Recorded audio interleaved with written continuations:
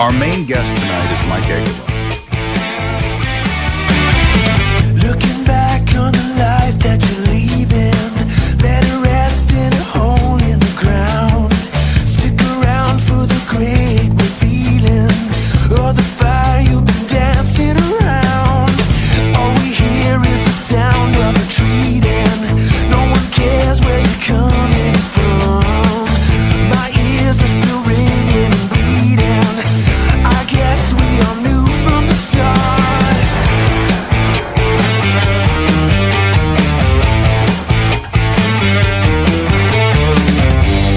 These are the days my heart goes numb. You know, one of these days will be the one. We're looking for answers. Oh, what a disaster. These are the days my heart goes numb. My heart goes numb.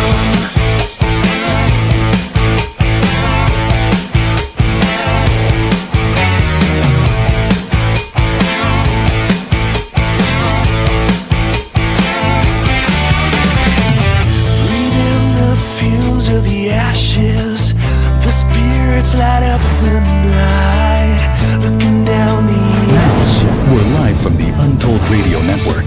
It's Untold Radio AM with Monster Quest producer, host Doug Hajicek, and co-host Jeff Perrella Jr. Untold Radio AM is going live right now.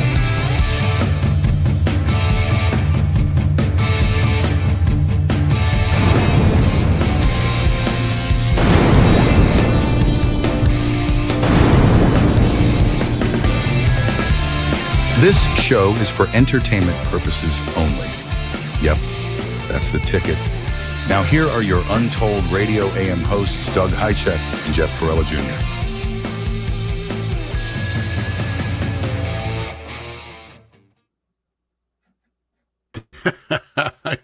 I like that. You snuck that in the end there. I had to do it. I had to. That is, after all, what we're best at. Yeah, but Unverified crap. How do you know it was me? yeah, right. The other guy behind the. It's unverified. It's unverified. That's true. I can't verify it was you. I'm making an assumption. After all, it's unverified. Hello, Untoldians. Welcome to Untold Radio AM. Unverified Untoldians. We can't verify they're Untoldians. We can verify who are. Can we verify that? Yes, okay. We can. All right. You're a home for apparently unverified crap. That's what we're best at. Yeah. Broadcasting live from somewhere deep in Minnesota. An unverified location. Yeah. Exactly. So tonight's kind of a special night. And it hit me, I think it was yesterday. I went, man, this is our 300th episode, which means just about 6 years. Yep. I've been, I think, about a year and a half for me now. Yeah. Are we wearing you out? No, not at all. It's been a lot of fun. Love it. Oh, good. Figured at some point somebody would settle in. Yeah. I'm not going anywhere. I can't verify anything, but no, that's great. Anyhow, so it's been 300 straight weeks of Untold Radio AM, and it has been kind of a wild ride of, obviously meeting all of you, strange stories, and talking to some terrific and incredible guests. Absolutely. Along the way, yeah. And meeting some great fans. I just love our chat group. Guys, it's the best. Oh my God, I was at a restaurant quite a bit, maybe 100 miles from here, and some couple came up to me and they go, "That's enough of that crap." To me, and I went, "Okay, yeah, I'm busted." So anyhow, tonight to celebrate, we have a few surprise guests that are going to just drop in, say hi, whatever. They can stay as long as they want, do whatever they want. I'm a little whooped today because my friend, Mr. Adam Colt, he didn't wake me up. I was working.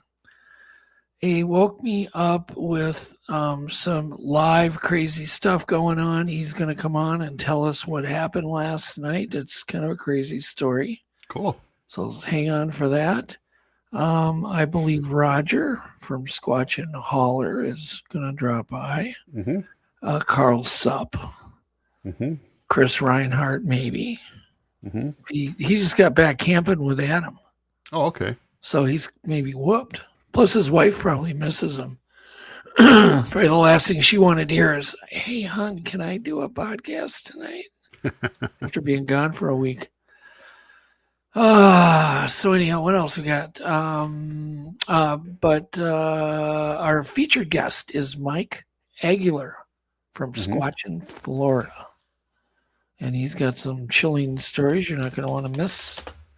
And we're here to entertain you, educate you, and probably creep you out a little bit. But we can't verify Just a anything. little bit. But yes, nothing is verified.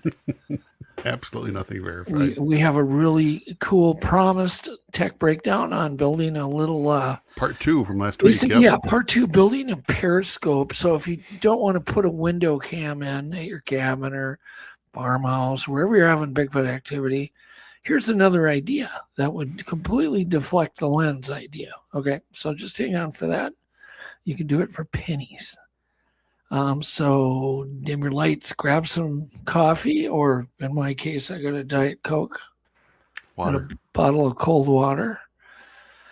Grab that favorite comfy chair, kick the dog off the chair, just grab a blanket, dim the lights. But it's the main thing, dim the lights. Mm-hmm. That is the absolute main thing. So with that, let's kind of kick this Untold Radio episode 300 party off.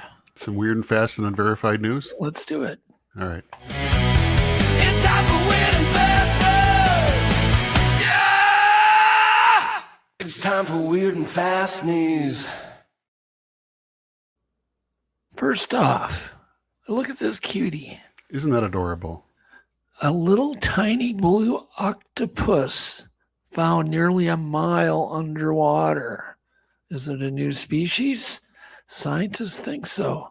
It says scientists exploring the deep waters near the Galapagos Islands have discovered a brand new species of tiny blue octopus living 6,000 feet below the ocean surface. Why is he blue, Jeff? Why not? Well, there can't be much light down there. Hard to say. Who knows? Is it? Well, do we know it's always blue? That's the best you can do with your unverified opinion. I can't verify anything. A lot of octopus can change colors. Who knows that it's always blue? Can we verify that they're always blue? They captured it, I think. Yeah, okay, let's read on. It's always blue. It says, the little creature stunned researchers with its unusual coloration and appearance because only a single specimen was collected. So it's unverified. Scientists choose not to dissect it. Instead, they used an advanced CT scanning technology to study its anatomy while preserving the animal intact. That doesn't mean he was left alive, does it? Not necessarily. Not necessarily. Can't verify that. Researchers believe the octopus may use its blue coloring to help camouflage itself while hunting glowing deep sea prey. Well, there you have it. In one That of was going to be my next answer. I almost said that. Yeah, I bet. In Earth's most extreme environments, the discovery reminds us that some of the Earth's oceans, our most remarkable creatures, still may be waiting to be found. Pretty cool. Yeah, that is a cutie, though. Next up is it says ancient birds were showing off long before peacocks. Actual photograph. Yeah, it is. A spectacular fossil discovery suggests birds were showing off to potential mates more than 121 million years ago. Scientists uncovered a prehistoric bird whose tail feathers were more than twice the length of its body, creating what would have been a dramatic display. Researchers believe these oversized feathers likely served no practical purpose for survival. Well, it would, wouldn't they? Wouldn't long feathers? Mating's pretty important to survival. Well, camouflage, isn't it? Doesn't it break up your outline? I don't know. Oh, sure. You just read ahead. It says right there, it served no practical purpose for survival and instead evolved as part of an elaborate mating ritual. Yeah. You peeked. I did not. Much like modern Educated peacocks. guess. Yeah. Pretty cool. It says the find reveals that flashy courtship behavior was already evolving while dinosaurs still roamed the earth. There you go. Yep.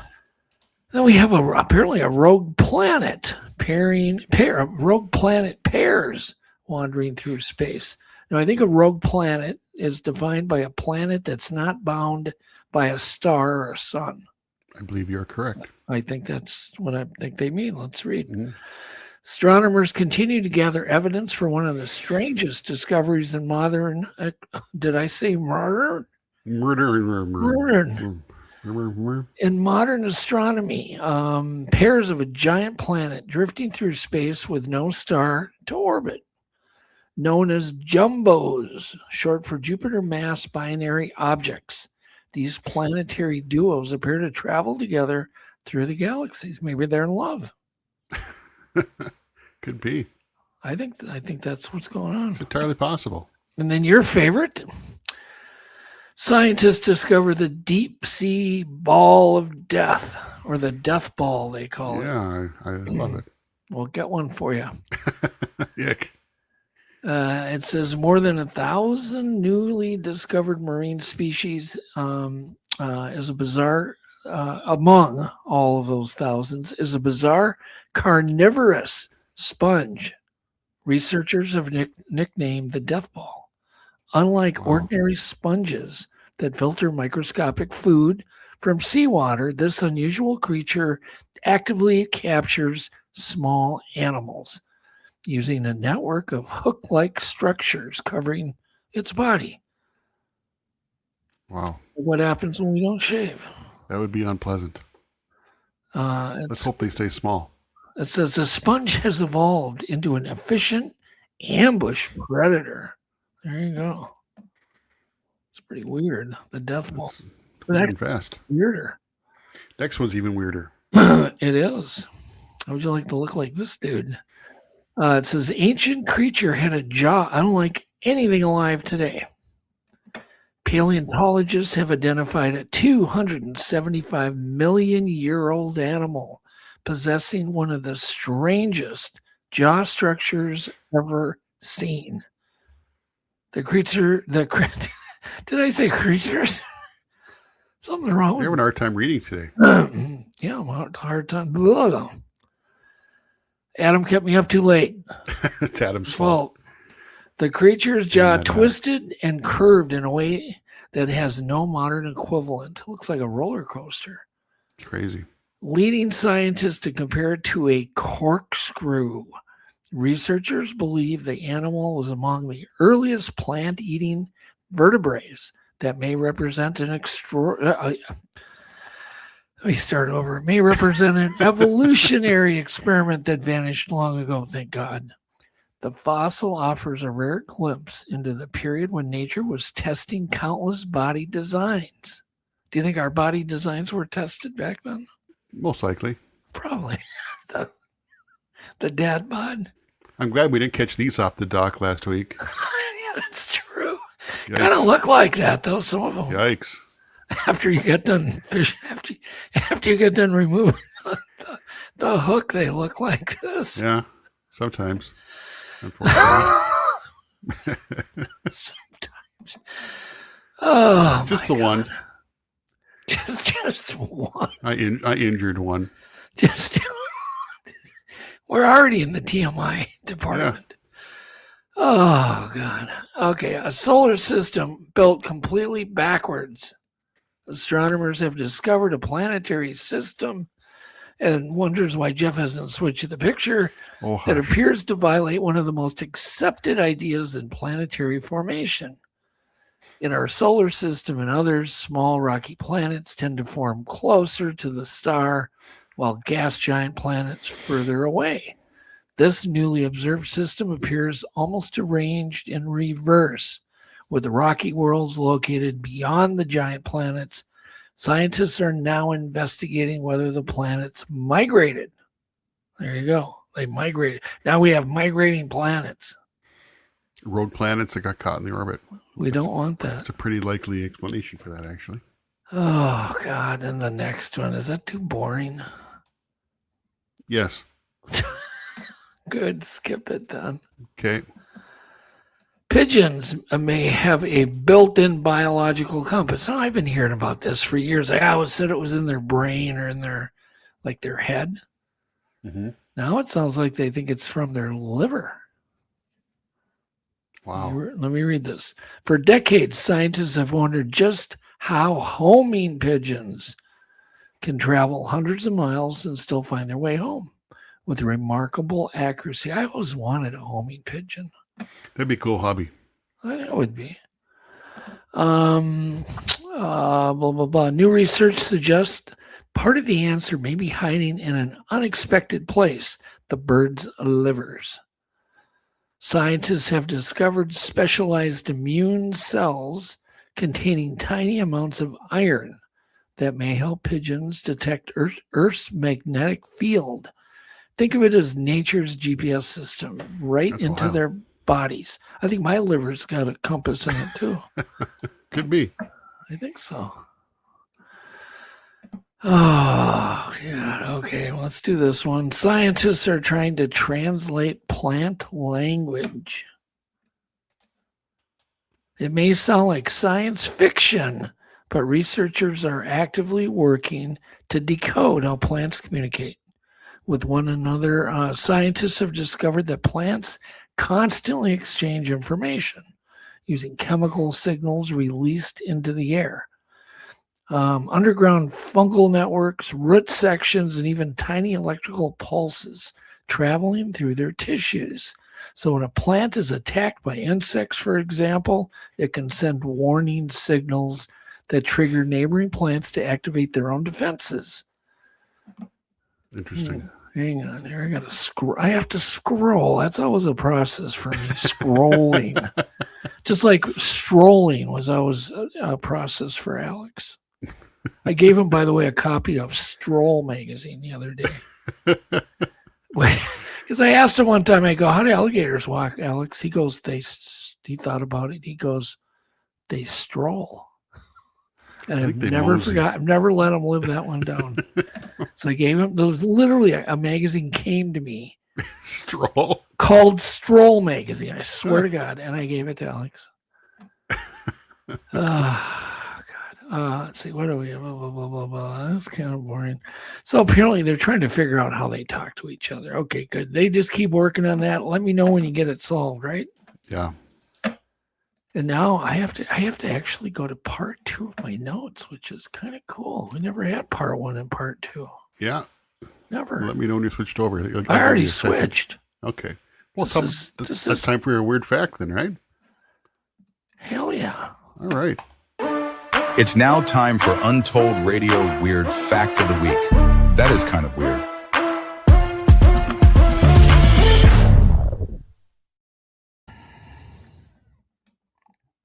Weird fact. Holy camole.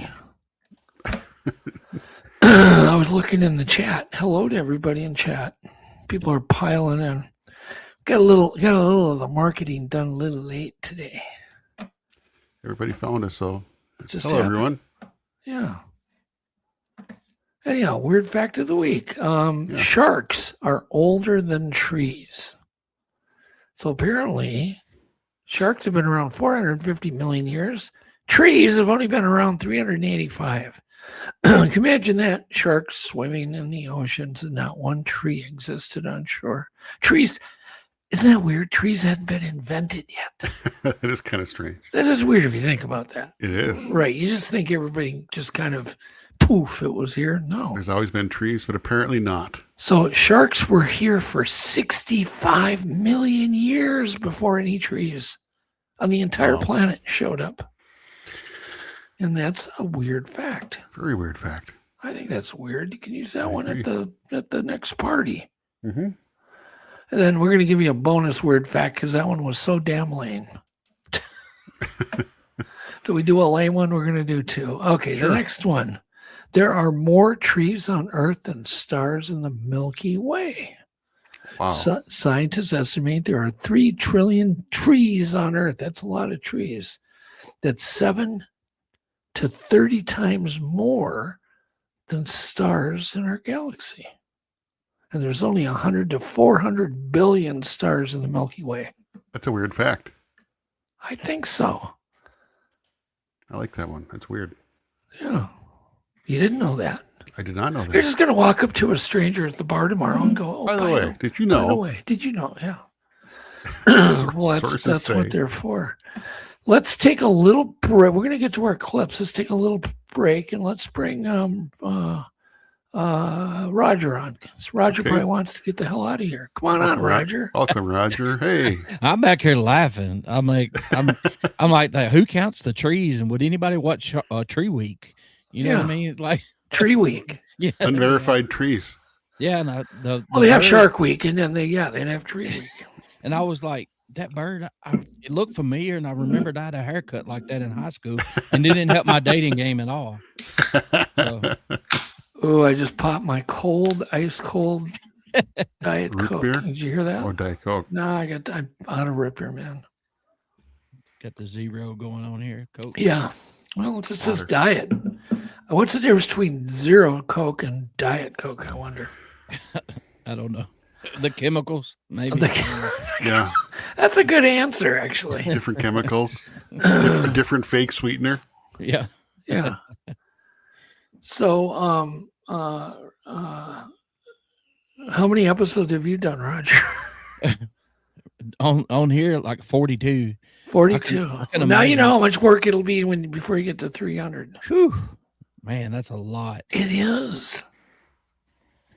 And I remember when I had 42 going, wow, that's a lot of episodes. It is a lot. 42 is a lot. There's a lot goes into this that people don't realize, Yeah. If you want to have a decent show. Right. Yeah, there's a little bit of homework. But if you don't want to have one, you can just pop on. Yeah.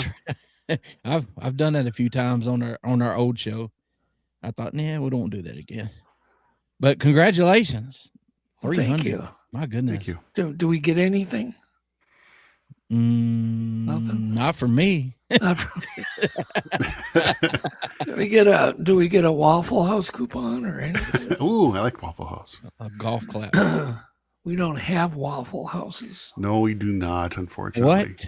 We don't have any, Roger. It's crazy. None. I did a little research on Waffle Houses for one of the last songs I wrote, actually, so I wouldn't get the states wrong, and somebody would, so it was from Tennessee to Texas, and then Wyoming and other places don't have.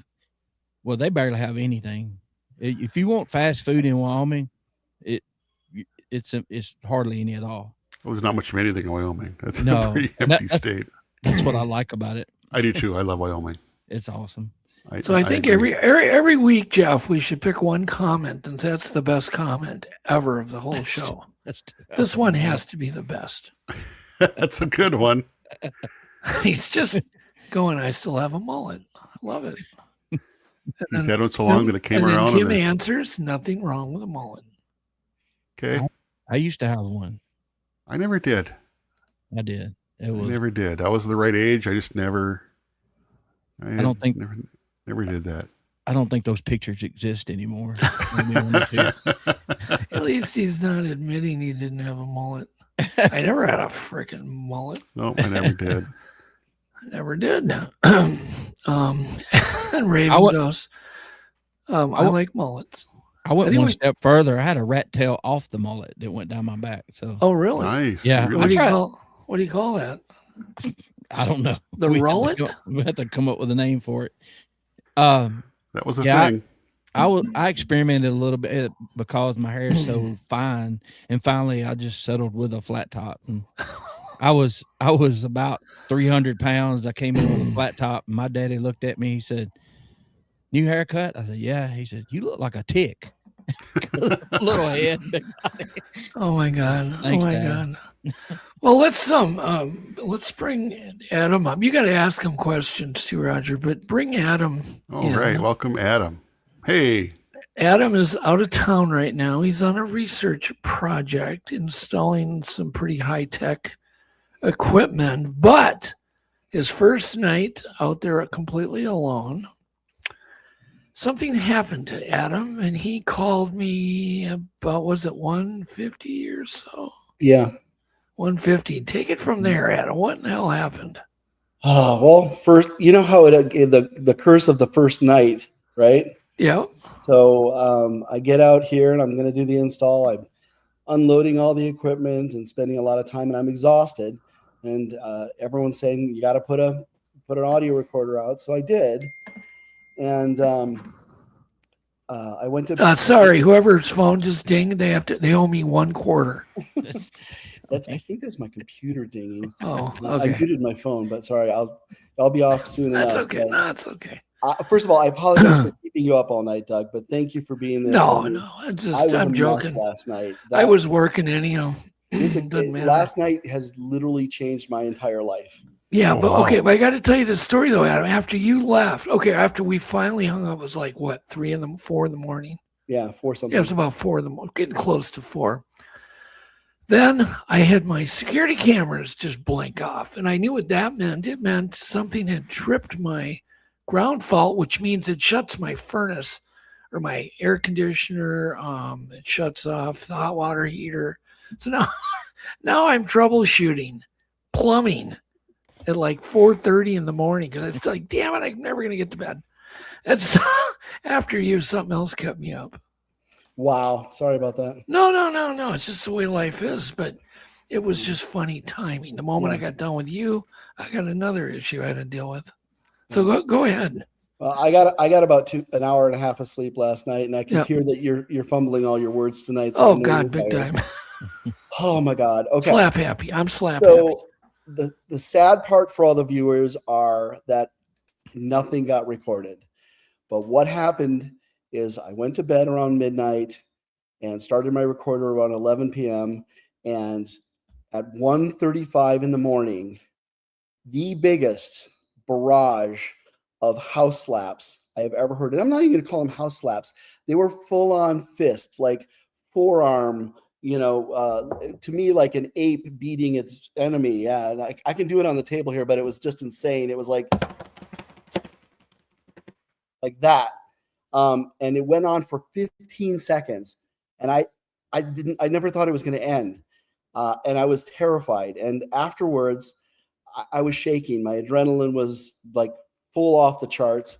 And because of the fact that I had the audio recorders out, I was really excited to get that. I'm like, this is the biggest house slap ever of all time. And I just got it. So I checked the recorders, and you can hear me putting it out. You can hear all the birds and the owls and the crickets and the frogs and everything else. And you can hear me picking it up. But it didn't pick up a single house slap. And it was less than 10 feet away from where they were doing it. So that's what this episode is about, asking these unverified, crazy things. How does that happen? I've been in audio for 40 years, and I've never, ever seen anything like this. So, okay, what are the possibilities? There isn't many. No. I mean, well, one of them is that I just went insane last night. That's one that you just completely Adam. Okay, I can verify when Adam called me, or when I first got the text, he was too afraid to call me. My finger was shaking. Like I was like this, trying to text you on the phone, and I'm like, I could barely get the numbers out. Yeah. Wow. And I could tell, like, holy crap! You're like, okay, I can actually read a couple of them. Okay, because they're kind of dramatic. Oh yeah, dude. It was an all caps kind of night. Yeah, I'll leave some of the F-bombs out of there, but yeah. Some of them. Yeah, some. I'll leave a couple in. Dang it, sorry, I look so rough. It's been a long week. I just got off camping for a week, and now I'm here, and so. So Adams, was it like it was hitting the ground or the side of the building? It was the side of the house, and I want to say because it was so rapid fire, it was like machine gun. I would have to say there was probably 2, maybe 3 of them at the same time doing it together, and I want to say they did it on 2 different walls of the house. Okay. And luckily, it was on the opposite end of the house from the room that I was staying in. But oh my, Yeah. OMG, baby. That was all the right. biggest, So here's biggest the time. text. Let me read this on here. So it says, OMG, this place is legit. Seriously, just bang the SHIT out of the house. I can't even text. I'm shaking so bad. I wrote, I told you, dude. Yeah, you did tell me. Do not call me yet. This is next text. And I go, well, you call me. And he's like, no effing way, not yet. You go, I said to him, I'm glad you believe me about that place. He goes, this is Snellgrove times 100. Yeah. That was Adam's words. And he goes, then I am not kidding. It says like 50 bangs on the side of this house. No joke. So he goes, my adrenaline is through the roof. I'm shaking so bad. It was definitely more than one. It says they were banging on at least 3 different spots. Yeah. OMG. I can't even tell you how intense it was. I hope my car is intact. Yeah. And then another F-bomb. And then he said they played the house like a bass drum. No joke. And that's enough of reading that. But The room that I'm sitting in right now, you might even be able to hear some of the echo. Check. But it's a big bass drum. And that this is the room that they were playing. They were smacking the walls of this on the sides of this room. yeah, which is why you're there, obviously. Yeah, I mean, the homeowner needs help. They, talk about unverifiable stuff. We're trying to get some evidence. But now, the night that I could have recorded the best house slap in the world, it doesn't show up. I'm like, I have no idea how nothing showed up. Right. Yeah. And somebody asked, did something and everything. Somebody asked, did something bring it on, do you think? Yeah. Okay. We kind of backtracked. First of all, I arrived without the homeowner. So I'm a stranger breaking into the homeowner's house. And I believe that they really like this homeowner because they've been gifting with the homeowner for years. So having a stranger go in without the homeowner might be one possibility. The second possibility is because this morning I heard some ATVs and motorcycles, motocross stuff zipping around relatively close. So there must be some tracks or some what they call trails that they ride on. And, from Greg House's story, they hate engines. They hate the ATVs. And I brought 2 ATVs with me. And so maybe they saw the ATVs in the driveway and it's like, this guy's got to go. Yeah. The other thing is that, I put an audio recorder out and the homeowner is like, no, you always got to hide them. You don't have them in plain sight. And I didn't put a camera out because I didn't want to change things up too much. But maybe they didn't like the audio recorder. Maybe they just didn't like me. I guess they don't like men very well. So all of these things combined maybe just really made them angry. I don't know. So I have a question, Adam. You said that when they're beating the wall, was it 2 fists at a time and different, or was it alternating fists?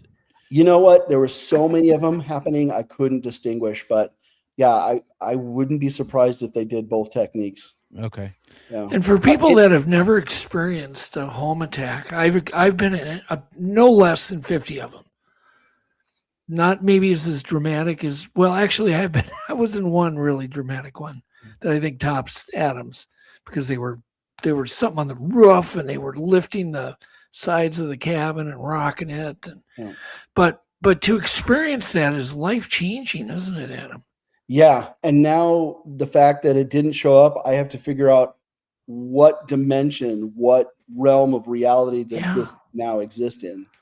Because there's no way that audio recorder picked up every little cricket and didn't pick up a barrage of this magnitude. So if you guys want to leave like your opinions in the comments, actually, so it's more permanent, people can see it quicker. On what's your opinion? How did it not get recorded? Because the start was there, the end was there, and there's no breaks in that Yeah, and because you would know. Yep. It would have created another number. And if they accidentally stopped it, it would have, wouldn't have caught my picking it up. If the file had, corrupted or Right. crashed, or, you would never get me picking it up, but you got picking it up and putting it out. So Do we have you the have a beginning and the end. Do you have another recorder with you? Oh yeah, I got 5 of them, and tonight we're going to put out at least 2 or 3 of them. I would have one running inside the house too. Yeah, I wish I would have. Yeah, because I mean, all that's hindsight, right? But I've had things happen and just knew that it was going to be recorded, and then get back and you can't hear it. So I don't know. That's one of the stranger sides of this. Yeah. You know what happened? It shook you up. It shook the house. It should be on the recorder, and that's some of the stranger stuff we run into. And I've heard, of course, with Greg, a lot of stuff. We've been there, and I'm like you. It just blows my mind when you have the right equipment, but it doesn't do what it's supposed to. Yeah, and it's my fault for not putting out 2 of them. To answer some of the viewers' questions, I checked the ATVs. Nothing was messed up. Matter of fact, I put an apple and a Oreo cookie out for them. They didn't take either of the apple or the Oreo, and they didn't touch the recorder either. And yes, we went outside to try to recreate it. I had the homeowner go outside, and they banged on the side, and it definitely sounded very weak, like a human. Mm-hmm. The intensity of this thing was insane. It sounded like a 500-pound gorilla banging on the side of the house, or 1,000-pound gorilla. It was huge. I mean, it was scary huge. Yeah. So now it's like, can they mess with electronics? Are they out of our dimension? Can they cloak? Now I have to really look more at the other side of things, because now I've personally experienced a weirdness that I can no longer explain.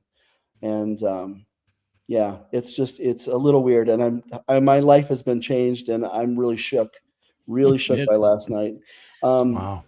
The recorder was only 10 feet from where they were banging on the walls, and the decibel level was about the sounds of a rock concert, about 120 decibels.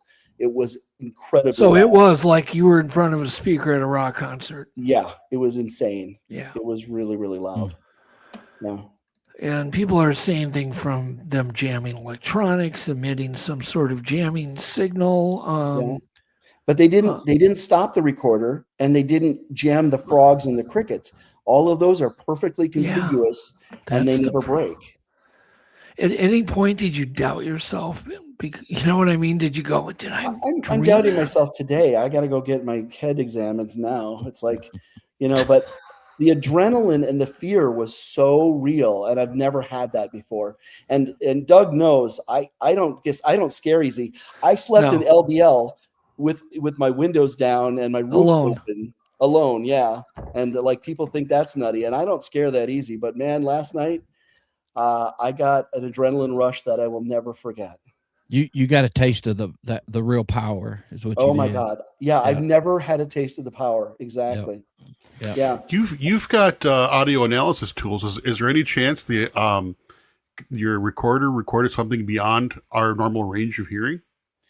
We've talked about that a little bit. I haven't examined infrasound or ultrasound yet. Technically, the recorders are not designed to do that. Okay. But they do extend a little bit beyond the human hearing range, because there are no such thing as perfect filters. But yeah, so we can look into that. But technically, if it was banging the side of the house, it would have to be on the low frequencies, because the high frequencies are like what they use for checking babies, ultrasound, that passes right through everything. Yeah. Infrasound is what shakes stuff. Right. So could it have been a blast of infrasound hitting the house that shook the house really bad and was below the recorder's ability to record? Maybe. It definitely sounded like fists pounding, and it definitely sounded like something incredibly strong. So, wow. But you also said it was on different walls. Like, was it like around a corner on another wall? Yes, I believe there was more than one individual, and I believe, or creature, or whatever you want to call it. And I believe that they were hitting from multiple walls. Yeah, but I can't verify any of this. I can't. Well, that's well, you're in the right place then. Yeah, and verify. And now I got no proof. And now I'm just telling another story, just like everybody else. I know, but the point is, you did have the equipment out. I know you did. Yeah, I got the file without the audio. Trust me, if anybody did, it's Adam. But I'm sure you did learn a lesson, like the redundancy factor. Yes. Yeah, but when I drove all day, then I unloaded 1 million pounds of gear, and the last thing I wanted to do was start investigating. I just threw one recorder out. And who would have thought day one you're gonna have the cabin attack that you're in? Well, I just went outside about 15, 20 minutes ago, right before the show started, and I threw some food out for them, and I did the same thing I did last night. I repeated what I did last night, so hopefully we'll have some activity tonight. It is, later here, so they're supposed to start coming around anytime soon.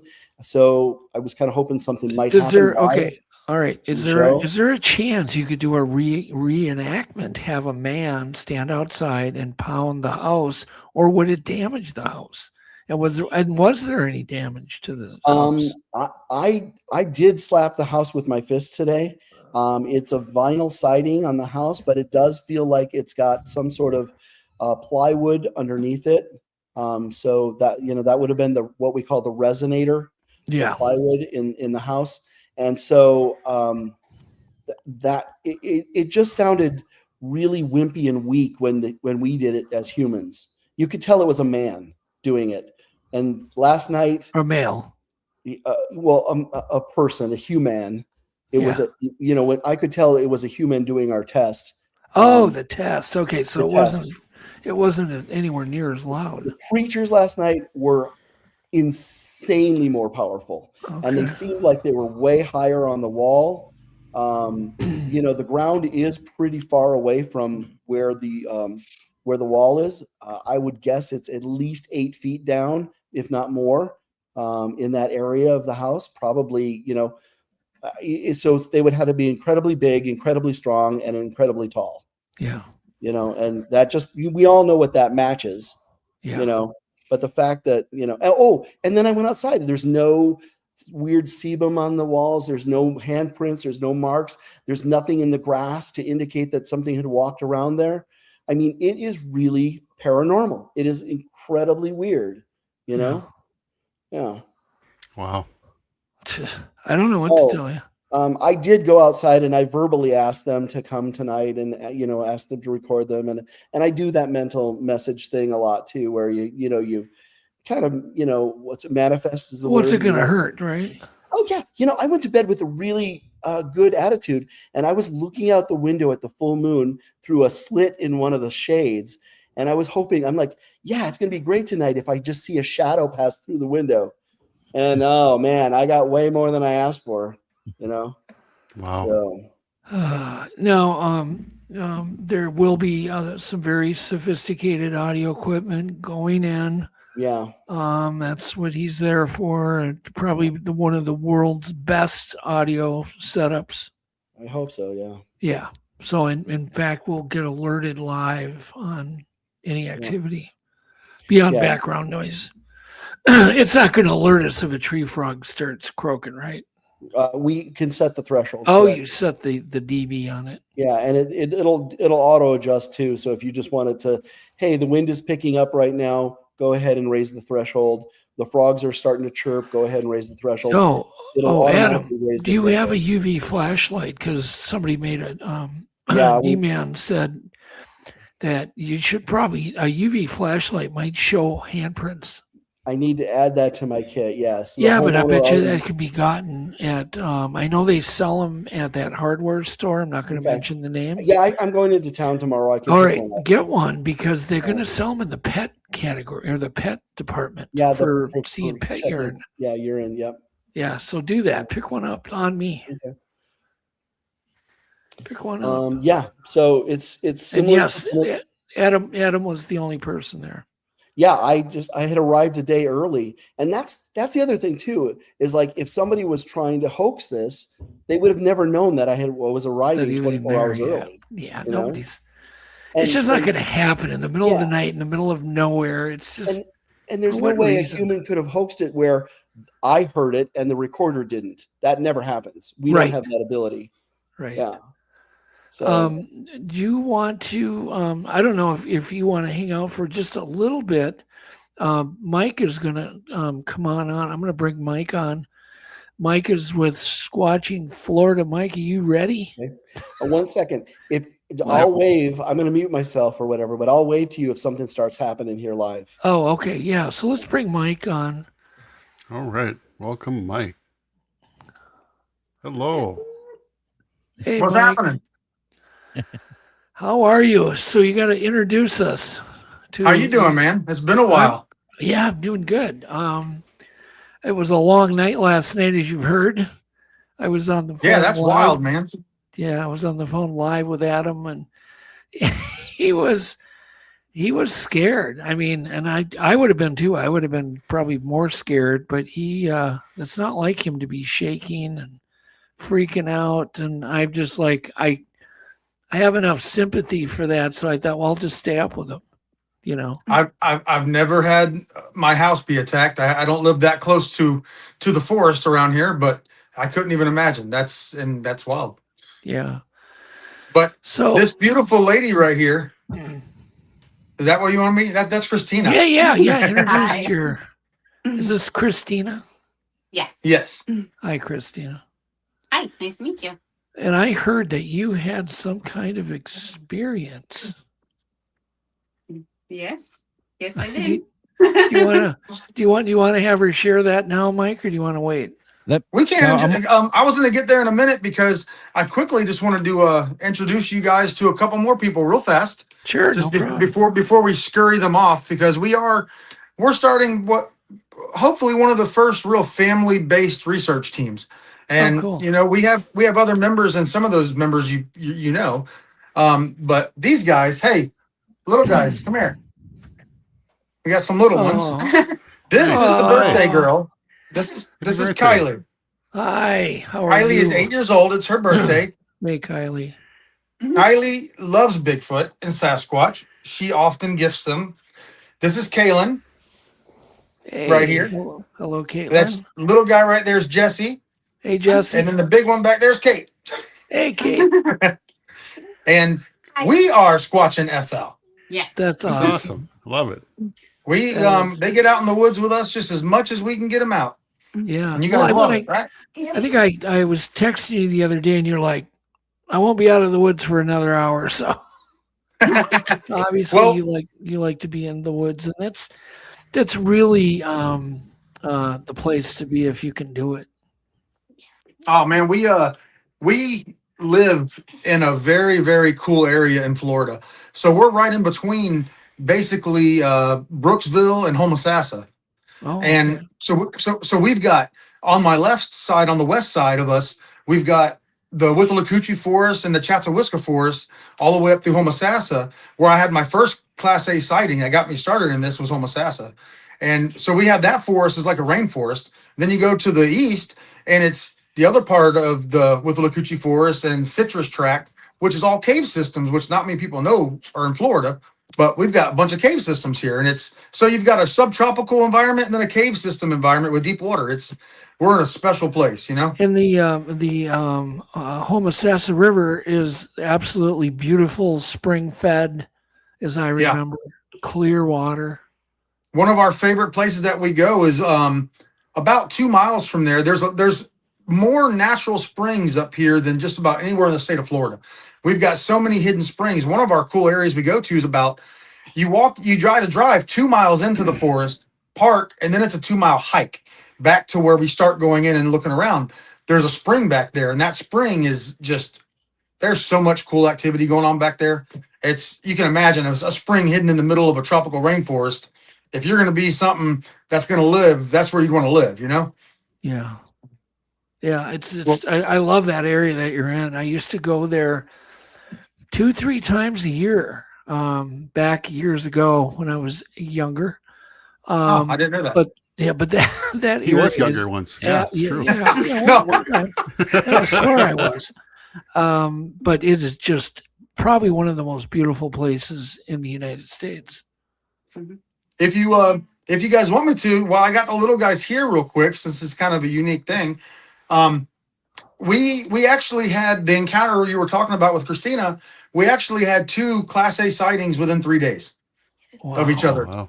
The first one was we were with me, Christina, Jesse, and Kate, and these are her 2 children, and we were going out Friday night to an area. We just decided we wanted to do a Jeep ride. We're like, all right, let's go do a Jeep ride, and go out and check it out. So we go back and we go into an area, and I kind of like to go to places you're maybe not supposed to all the time. And if my Jeep can fit where the 4-wheelers go, I take those trails. So we come in and we start going down this hill, and we're there 30 seconds. We don't even have cameras or nothing going yet because we weren't even thinking like that. We were just trying to have fun with the kids, and say, hey, we're going squatching tonight. We go over that hill. 30 seconds in, I start going over the hill and down the hill. What was there when we started going over the hill? Bigfoot. Well, what did you see? What did the lights show? It was dark out. It was nighttime. So the huge greenish yellow eyes, they were huge. And so he was squatted down and he was kind of looking away because of the light, how the light was shining in his eyes. And then he stood up all the way because he was crouching down. He stood up all the way and he was huge. And then he took 2 huge steps and then he was off to the woods. Wow. We were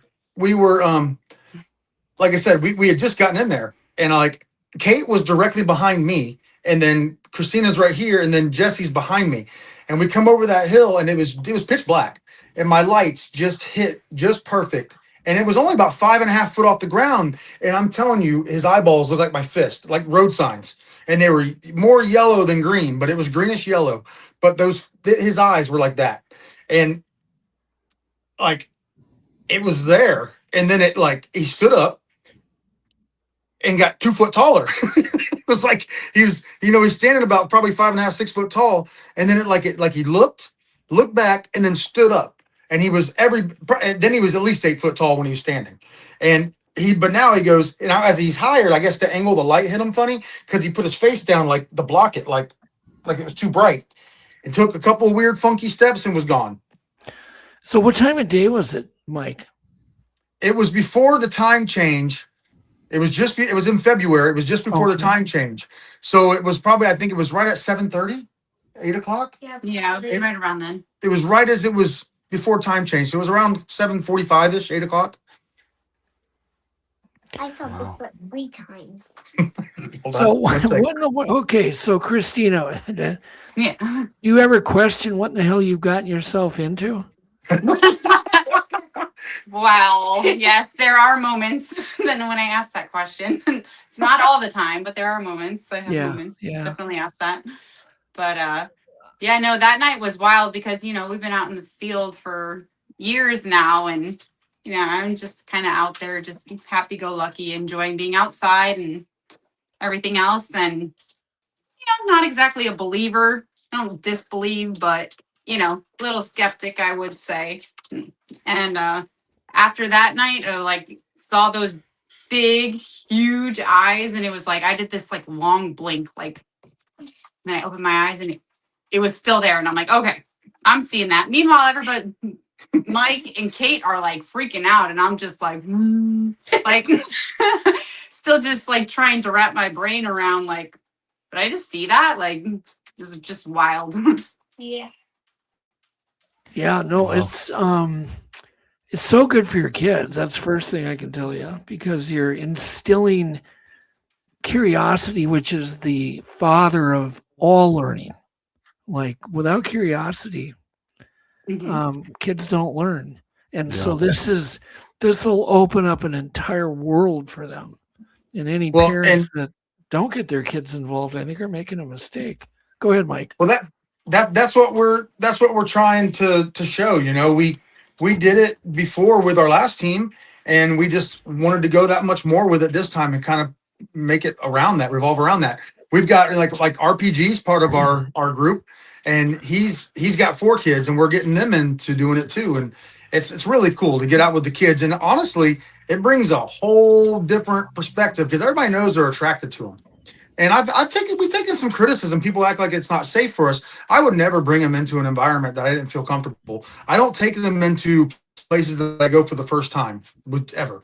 I take them into places that I've already been, that I haven't felt that negative vibe or that bad alpha male feel or something weird. Yeah. I make sure it's a good vibe, a good feel. And honestly, we get the coolest interactions. These guys are awesome at finding stuff. They're lower to the ground. They find footprints. If you check out some of the videos on our YouTube channel, you'll see like they're finding stuff. I saw like deer bones one time digged up in the dirt. Wow. So, did you guys all believe in Bigfoot? All of you? Yeah. Yep. Mm-hmm. And raise your hand. Who's seen one now in the family? So we've got, let's see. All of us. Everybody, right? Correct? Everybody. I saw Bigfoot 3 times. 3 times. Me too. I only saw See, Adam? I saw like 4 or 5 times. I don't know. Adam, this is a problem. Yeah, I guess I gotta. You have Like, how much 50 do you years rent on your her. kids out for? I gotta take them squatching. Yeah, So, but yeah. okay. I brought them into some areas that you wouldn't normally see kids go, but like I said, I've been to these areas 100 times, and I know where I'm safe and where I'm not. We're not, you know what I mean? You have a feeling, and you know that feeling. And I would never bring them into an area where there's too many hogs, too many this, too many that. And what's weird is the areas where our families are, where these families are at, there's nothing really there that can hurt the kids other than them if they wanted to. It's odd, but it makes sense though. If you're an alpha, I mean, if you're the apex predator, other things kind of stay away from your area a little bit. Yeah. And it's a safe environment when we go where we go with them. I have a theory though too that because you're bringing your family, you're going to be a lot less intimidating. Mm-hmm. Because they're going to go, oh, okay, he's a family guy too, and they're out here, and they're going to be far more curious. So I would expect you're going to have more sightings experience than the average 2 men that go wandering around the woods, right? Yeah, 100%. We have stuff happen a lot. We're in active areas. We're in really active areas to begin with, and then you add in the kids, and it's like they're magnets for it. I mean, they're constantly making noise and laughing and making sounds and right. So what do you think about that, Adam? I think he's dead on, and I wish I had some kids that young. All mine are grown and have their doctorates and stuff. So yeah. They're not good. They don't want to go squatching with me. No. Yeah, no, I think it's amazing. But truly, do you ever worry at all about keeping them in your sight? They stay in our sight. Like I'm talking about from a Bigfoot, an actual Bigfoot. Hey, I might run away. Oh, okay. I think they're very safe. I think after last night. That's how I saw one. So are any of you kids afraid of Bigfoots? No. I don't know. Good for you. Like no. You're not scared like Adam. Yeah, I was scared last night. So you see Adam? And I didn't even get to see one. I just got to hear it. Yeah. But I think mine was an aggressive alpha male, so that was a different kind of experience. Well, the thing is that's not a good feeling. Sometimes they make a lot of noise, but the reason they make all that noise is so they don't have any confrontation. Animals that do a lot of intimidating is kind of a way to avoid conflict. Oh, it worked. Yeah, it did work. Kids, you're gonna love this story. I grabbed my blankie and I hid in a chair in the corner for talking to Doug on the phone for a couple hours because I was I'm alone in an unknown area, and I'm like, I don't know what's gonna happen next. So yeah, they had Sasquatch banging on their house last night. Oh, yeah, they had someone that are kind of upset, a little angry, and he's out in the middle of nowhere, and they're banging on his house. The kids didn't get to hear that part. Yeah, real loud. So what is So what is your goal, Mike? As far as like, do you guys collect evidence? Are you just trying to just have experiences? Where do you kind of stand on the research platform? We do a lot of video research, but I do a lot of most of it's more video and on that level than it is. I'm trying to get to the part, and I want to get the investors and then people with it where I can actually get real evidence tested and DNA. I would love to have eDNA tested from our areas. My God, that level I want to get to eventually. Right now, it's mostly video. I've got, hey, hand me a couple of those back there. Hand me a couple. Cast. We do a lot of cast. I do the 3D scans. There you go. Jeez Louise. There's a decent size one. Yeah. That's pretty cool. That's a pair. So, okay, I want to ask each kid one question. Yeah. All right, who wants to go first? Me. I'll go. Me. Mike, you pick. But I want to We'll ask go youngest to oldest. Okay, you first, Kai. Go ahead. All right. So, what do you think these creatures are? I think they're hairy things that can teleport. Okay. That's what Adam thinks too. All right, next. Who's next? This one, Justin. Oh, okay. So what do you think they are? I think they are RPG, but 2 times the amount of hair. Okay. Okay. They're very hairy RPGs. And do you think Bigfoot wait to see the comments on that one. do you think Bigfoot's do you think they know words and can talk to each other? Yes. No, I don't know. Yeah, just those for you. No, you don't think so? They just grunt and stuff like that? Okay. I think whenever we talk to them, I think they understand what we say and then they respond back. Okay. I think Adam thinks that too. It's amazing. Who's next? Who didn't we get to talk to? Okay. So what do you think these things actually are? If you had to make a bet with your dad, what do you think they are? I think they're like half human and half monkey, something like that. Okay. Like, So kind of the missing link, they call it. Half human and half monkey. And I think that's pretty much the general accepted thing until did you know we really don't know anything? Right, All Mike? verified. We don't know Did anything. you know? We don't know. Yeah. And after last night, I know even less, which really. So I'm going to warn you kids something. I've been chasing these things for going over 40 years now. And I have been lucky enough to see, 3 of them, but I still do not know what they are. I have no idea. So there's a lot of mystery, and you guys are young and you guys can solve, because you got so many years to do research. You've got a lot to accomplish, Speaking of young Bigfooters, if there's anyone out there in the community who ever wants to tag along with me sometime, let me know. I'm sick of going alone all the time. Yeah. Where are you at? Minnesota. Yeah, I'm based out of Minnesota, but I've been driving all over the place. So Doesn't matter. Yeah, it doesn't matter. Last week I was with Chris Reinhardt and Todd, New York Todd, and we did a great investigation. And Chris and Todd both wanted me to tell you, Doug, congratulations on your 300. Yay! Oh, thank you. Yes, congratulations. Yeah, Thanks, for having Chris wanted to say thanks for being part of the Untold Radio and all the wonderful people that you've introduced him to over the years. So Yeah, I agree with that same sentiment. Thank you. Same with Chris. Thanks, Doug. Same with Chris. And if you need to go, Adam, don't feel bad. I know you're whooped, but you're welcome to. Well, I was just kind of hoping something might happen here soon, but Okay. yeah, I don't know. It's dark out here now, so we don't know what's going to happen. It's night 2. Night 2. Is it going to happen again or not? So do any of you carry a camera? Do any of the kids carry a camera, Mike? Mm-hmm.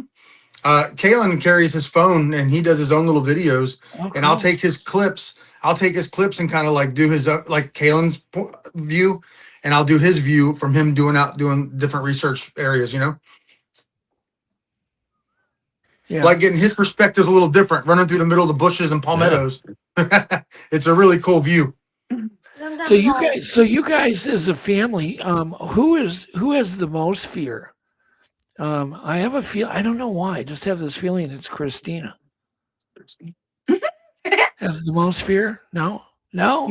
No. I'm pretty fearless. It's got to be Dad then. It's got to be Dad. Honestly, because he feels like he's got to protect everyone. Yeah, a little bit because I'm on edge. I'm always on edge a little bit because I'm one of the guys that have had 2 bad experiences. Okay. I've had those experiences, and I know what they could do if you were to piss them off. Like firsthand. Mm-hmm. You know, I watched one. I told you this story last time. I watched one shake a tree like a rag doll and push it over right in front of me. And I don't want no part of something that's that strong and angry, you know, but since I stopped wearing full camo looking like a hunter going into the woods and stopped being sneaky and announce myself when I come in, we never have any issues ever. Yeah. We get a lot of good things happen. A lot of vocals and interaction back and forth. The kids, they'll start doing their sounds, and it's amazing the sounds that come out of the woods after they start doing that. So, okay. She's raising her hand back there. Can you bring her forward so she can talk? She's had sightings. Just go ahead and tell us about what you've seen. Birthday girl. Birthday girl. Yes. Happy birthday.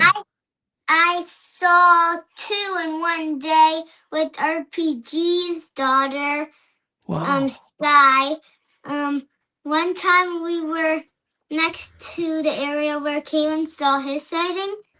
Me and her kept on looking straight, and we saw like this brownish, blackish figure thing out in the woods. And then the second time in that day, we were on this big log. We looked into the woods, and we just saw something take 2 steps, and then it was gone. Oh, wow. And then the third time,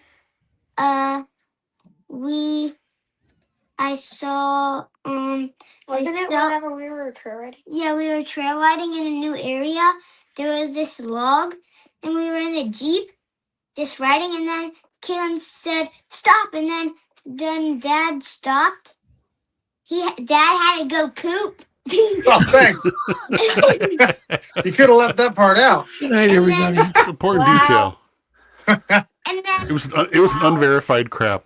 And then right whenever Dad came back, Kalen saw. He was like, Dad, me and Kylie saw one, and then so we saw it. Just one part of it, I saw it laying. Doug's I love dying. kids. I love kids so much. We all do. Yeah, I saw it bend down, and then I saw him bend down, and then I just saw his head, just peeking out the log, and then Kalen, he saw it. You're talking about Dad or Bigfoot? He saw. All right, and then Caitlin saw the same one, hiding behind a tree, standing up. Thank you, honey. Good job. Good story. Thank you. In the future, we're gonna have to discuss that. You don't have to tell about. It made the whole story. Yes. Yes. You might never live that one down, Mike. Probably never, ever. Really, it's the but it's home for okay. unverified crap. It takes. Yes. It takes a lot. It takes a lot to embarrass me. That didn't embarrass me. I've had worse. I promise. Can I tell It's part of the nature. story? Yeah, Kaylin wants to clear something up real quick. Come on. Yes. Come here. So basically, easier, shorter, better way. I was looking out in the distance, and there was this tree that fell down. And it was like this huge tree. It was like maybe 2 feet around, like, I don't know, that big around. It was a big tree. It was big. So I can't really tell. So to the side of it, there was 2 trees going like this, and it looked like there was something in between. And basically I was taking a video, and it was standing, and I snapped a picture, and it almost looked like it was squatted down. It was just dark. It was darker than everything else around.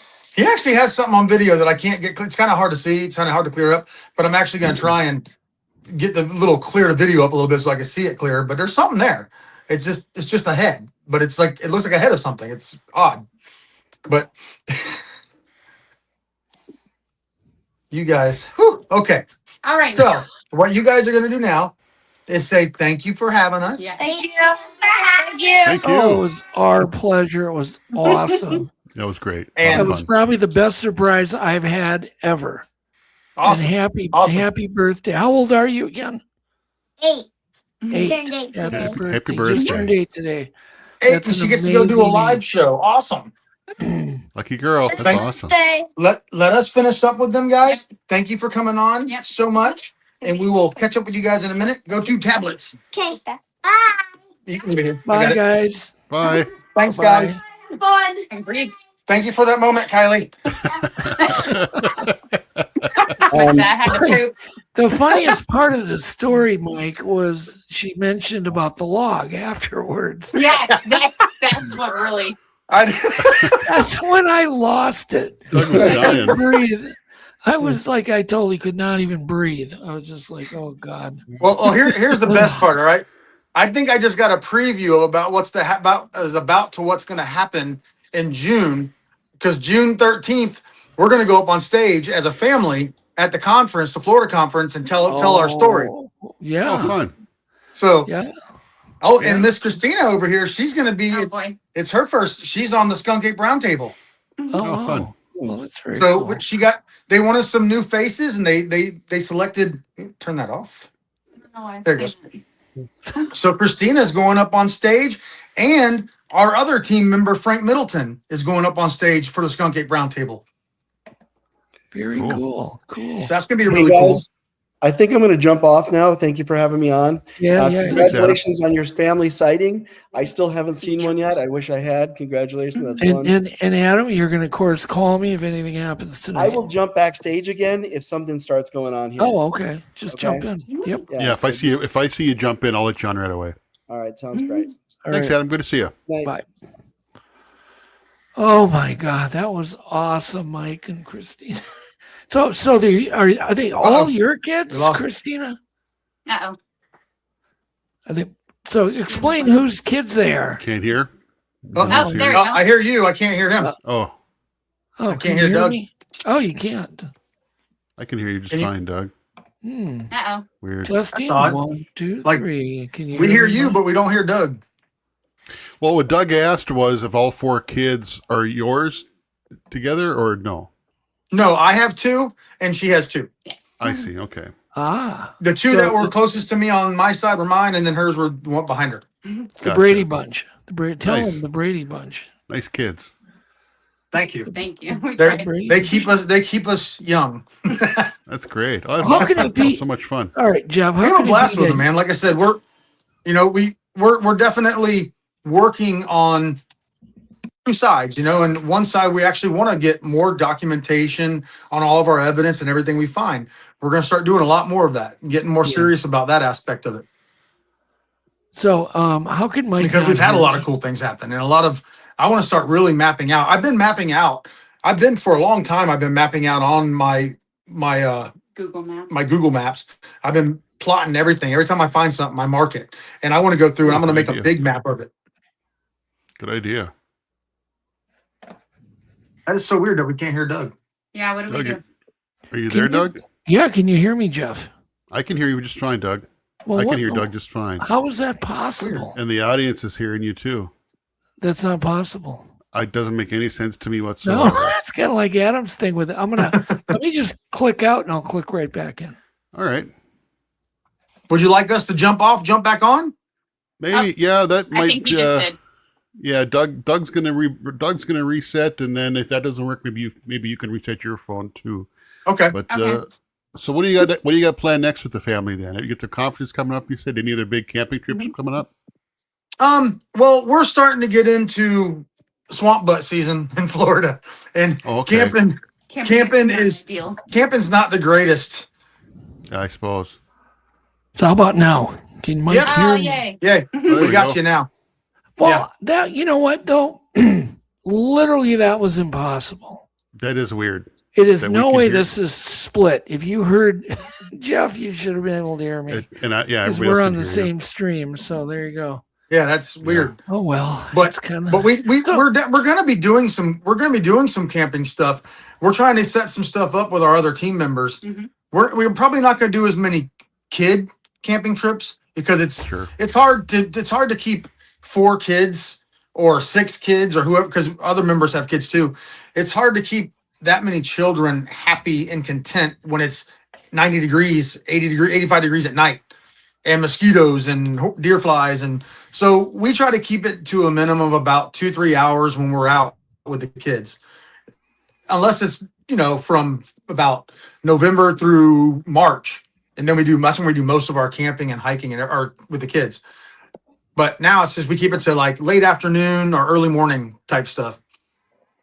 I'm not aware. Doug, are you aware of anyone else taking kids out on serious research? Years That's so ago, cool. I knew a guy that did. He was trying to get a lot of families involved. They were having a great time, but then, of course, through the years, they grew up really quick, and then suddenly Sure. they're not kids anymore. Yeah, Yeah. it's And true. that's the interesting part of this is that time goes so quick. Yeah. All Right. those Yeah. kids are going to be teens real soon. Well, my son's turning 12 in July. Yeah, Wow. one And year to teenager. Yeah, exactly. And That's but so cool, he though. I love it. he's the most Florida kid you've ever met in your life. He is all outdoor all the time fishing. He gets Yeah. on his bike when he comes home from school, rides his bikes down to his little ponds and goes fishing all day. And makes for TikTok. TikTok videos with fishing. Wow. love it. I love to that's see really that. cool. Yeah, Okay, he- so all right. So Mike, I know you've had some experiences. Mhm. What is probably the, either the weirdest or the scariest or the most intense experience that you can relay to us? Well, the one that happened in the Green Swamp I was the closest, and that one made me. It didn't scare me the most, but it was the closest. It was the closest Class A I had, and we were there. It was like a mutual, like a group of researchers all out in the Green Swamp, and so it was like multi groups, and they were doing call blastings and different things, and I was out with my friend Tim T, and I took him. I said, "Hey, I'm gonna go. I got a feeling, like I'm feeling it from this tree line," and I said, "If you keep your thermal rolling, I'll go walk that tree line and see if there's anything." I said, "Because they're doing those call blasts, that's where they're going to be." Because we were in the middle of a big field where these 2 lakes are, and so I went back and started walking that tree line down. And as I'm walking it, there was a little opening, and I kind of like had my headlamp on, and I peeked in. I went into that little opening. What it was a berm where they had dug out a fire road that was probably 30 years old. And I stuck into there and walked up. It was about 6 foot high. And as I stand up on it, I heard something on the other side from the tree line walking. And I'm like, all right. So I turn my headlamp off and I'm listening, and it's crunch, crunch, crunch, walking away. I'm like, holy cow, I'm listening to this. And I'm like hoping that Tim's looking. I keep, and I keep hearing the crunch, crunch. And I'm like, it felt like it was on purpose. It was so loud. And I realized that I think it was literally trying to draw me away from his buddy who didn't get out of the area fast enough and was standing 15 feet from me to the right. And I didn't know. So I had my headlamp off, and I kind of like got that weird feeling something was there. And I turned, I hit my headlamp, and when you push the button on and you let go, but your finger's still kind of there. And that's what I did. I let go. And when I did, it lit him up. He was against a tree. He had his back to me. And this thing was every bit of 7.5 to 8 foot tall, jet black. And his shoulders were going right where the tree, the limbs were coming through parallel. And his back to me though. So like 3/4 of his body was hanging off to the right hand side, and it was only a second, because as soon as I turned it on and it hit him, it scared me so bad. It startled me so bad. I turned my light back off. I went, oh, jeez. And I turned my light back off and turned and like slid down the trail backwards, like puckered up, walking back towards Tim. And I'm like, oh my God. Like, and then I'm like, oh my God, I was that close. Like your brain doesn't know what to do. Like I could have walked over and goosed him if I wanted to. Like, I'll never forget that his hair was kind of coarse and kind of thick, but it was the skin. When that light, the LED light hit him, it went through the hair, and you could see his skin, and it was like purplish black. It was almost like the Aborigine from Australia color, like that purplish black skin. So almost like the hair was somewhat translucent. The way it went through it, because the hair was sparse. Yeah, it's like it went through it. It was like, because it lit up so bright, so quick. It was like you could see the hair, but I went like through and saw his skin. Wow. And I mean, it was close. The fact it had its back to you was so interesting, because I've had that happen to me with, the back towards me. I've never seen their face. I haven't seen a face either. I've had a few sightings. What's up? I've never had a face. But if you think about it, if you're trying to hide, they're the kings of freaking just standing there and not moving. So if you're just standing there and you got your back, you just look like a tree. And I think that's what they do. They think you're just acting like a tree. And the cool part was, I got back to Tim and I'm like, oh my God. He's like, there's a heat signature over there. And I'm like, yeah, no shit. There's a heat signature. Yeah, I saw him. But he got it on camera, like he got it on film. Like there was a heat signature standing there. It was just far enough away you couldn't make like a perfect detail, but you could see the heat signature where the tree was at. It was really cool. Okay, well, now I've got it. Have to think, if he had been facing you, you would have seen eye shine. That's true too. Yeah, I would have seen his eyes. Do you guys think it's eye shine or eye glow? It's a huge difference. What we saw, I mean, it reflected big time. Yeah. It was reflective, but it was bright, man. When we saw that with the kids, like that was so cool. But because I had glimpses of eye shine before, and I know I had seen a tall eye shine, but we watched this for like 20 seconds. It was there. And another thing that Kate had a really good detail about that night was, she goes, "Did you see the deer?" And I'm like, no. She's like, I saw deer, because she could see the green deer eyes up ahead of it. So what we think we was doing was hunting. And we happened to come over the hill, squatted down. There was a tree there, and that tree was about 16 foot tall. It was like a fern, like a Christmas tree type tree. And this is a weird area. This is a unique area. It's got hardwoods in there, and it's not many hardwoods in Florida like that a lot. But this is close to where these caves and things are. But that thing was like, he was 5.5 foot off the ground, like I said, but he turned, like you saw his head like turn, and the eyeballs were there. There's a cat. And so, but just to watch him go like this, turn back to us, and then get 2 or 3 foot taller. I've been watching those eyeballs the whole time. Like I couldn't believe. I was like, oh my God, they were so bright and so reflective. How close were you? About 30 yards. We were not far. Yeah, it's 90 feet. It's about the length of a big house. It's not that far. No, we weren't. It was just, we had come over the hill. So if you got a hill going down and our lights are here, you couldn't really see. It's like a stop sign. You know, the stop sign reflects, but you can't see below it when you're coming up on it. That's how it was. It was like all we saw were eyes. Kate said she could see the silhouette more. Couldn't quite make out the silhouette. I could just see how big it was, but his motions, it was the way he moved and then was gone. It was like, it was so cool, man. Okay. I wish to God I was filming, because I've got to ask a question, and we'll get back to that. But did you guys meet because of Bigfoot, or did you start doing research just out of interest? Mike, I'm going to go ahead and let her just be quiet and let Christina answer. Keep your mouth shut, Mike. Well, so it's a little unfiltered. That's a good way to start it. Well,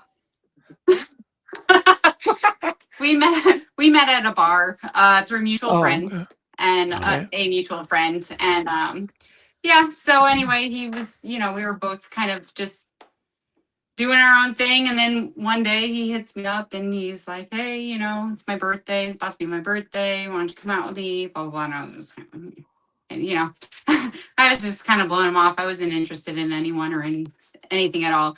And so anyway, finally he convinced me, like, all right, let's just hang out, watch a movie, whatever. Go Bigfoot. So then he's about to leave.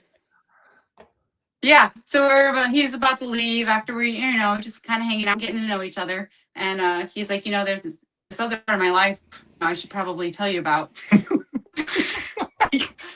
So many things race through my mind. And then he was like, well, I look for Bigfoot. I do Bigfoot research and blah, blah, blah. He's showing me like all photos and videos and, so forth and so on. And I was like, after he said Bigfoot, I was like, I can handle that, So no, I was just, Bigfoot was nowhere in my language. Well, what did you? My realm or what was going anything through your head before he convinced you they were real? Because had you ever even thought about the topic? Did you have an opinion before you went out with him, or did you think he was just a nut? I mean, to be honest. Yeah, be honest. I was just, like I said, no, I mean, honestly, knowledge is power, and I'm like a seeing is believing type of person in general. Like, I don't deny things. Like, you were everyone open-minded. has their own experiences and everyone has their own opinions and everything else. But honestly, I was just kind of like going along with it. Like, okay, let's go out, Mike, and let's look at this and let's look at that. And I'm like, oh well, it could have been this, it could have been that. But I feel like I'm always that way with things. Yeah. So you were just open-minded. Are you 100%. Convinced? Are you convinced now they're 100% real because you've laid eyes on something? Like, without a doubt, like when you were saying, is it glow or is it reflection or whatever? Like, I have nothing else to compare that to, and that's why I literally just sat there and just did this like long blink, like, I'm not seeing that, I'm seeing that. Okay, I'm seeing it. Like, wow. It was just like, I feel like that was kind of that moment for me that was like, okay, these things really could be out there. Because, there's so many things of evidence or this or that or, impressions. There's so many ways that you can rule out different things. And that's kind of what we do. We're like, okay, well, this could be natural. This could be Mother Nature. It just stormed last week. There's so many variables, and we try to rule that out to where, like, basically there's nothing else like this. It's unexplainable. Yeah. We don't know what or who or why, but there's definitely something out there. So, Mike, what do you think about Adam's story where he hears the house getting beat to death, like 50 pounds? His recorder was going from beginning to end, 3 hours uninterrupted, and he recorded nothing. I haven't even come across that on audio. I don't know how the audio doesn't get it though. That's bizarre. Yeah, because I mean, think about how sensitive the audio equipment is. Like you can barely hear walking through the forest. I'm stepping on leaves and it's so loud that you can banging on a house. You'd think it would pick it up. That's unless it was some sort of weird interference, something else or something. Yeah, or them being so close that whatever that vibration is or whatever that energy is they put out was knocking out his equipment at the time. Who knows? That's wild. Yeah, but I've never heard that. Have you ever heard of anybody not getting, if their audio recorder is going, they're going to get it. That's usually the thing that doesn't ever fail. The audio equipment doesn't usually fail. Yeah, that's what I meant to say. Yeah, it's the one thing that's been dependable for everybody. And so Adam was so frustrated last night when he listened. He looked at the tape and he's like, I guess I've got to turn to the woo side now. And I'm like, well, don't do that. I mean, there could be explanations yet. Something could have happened. I don't know.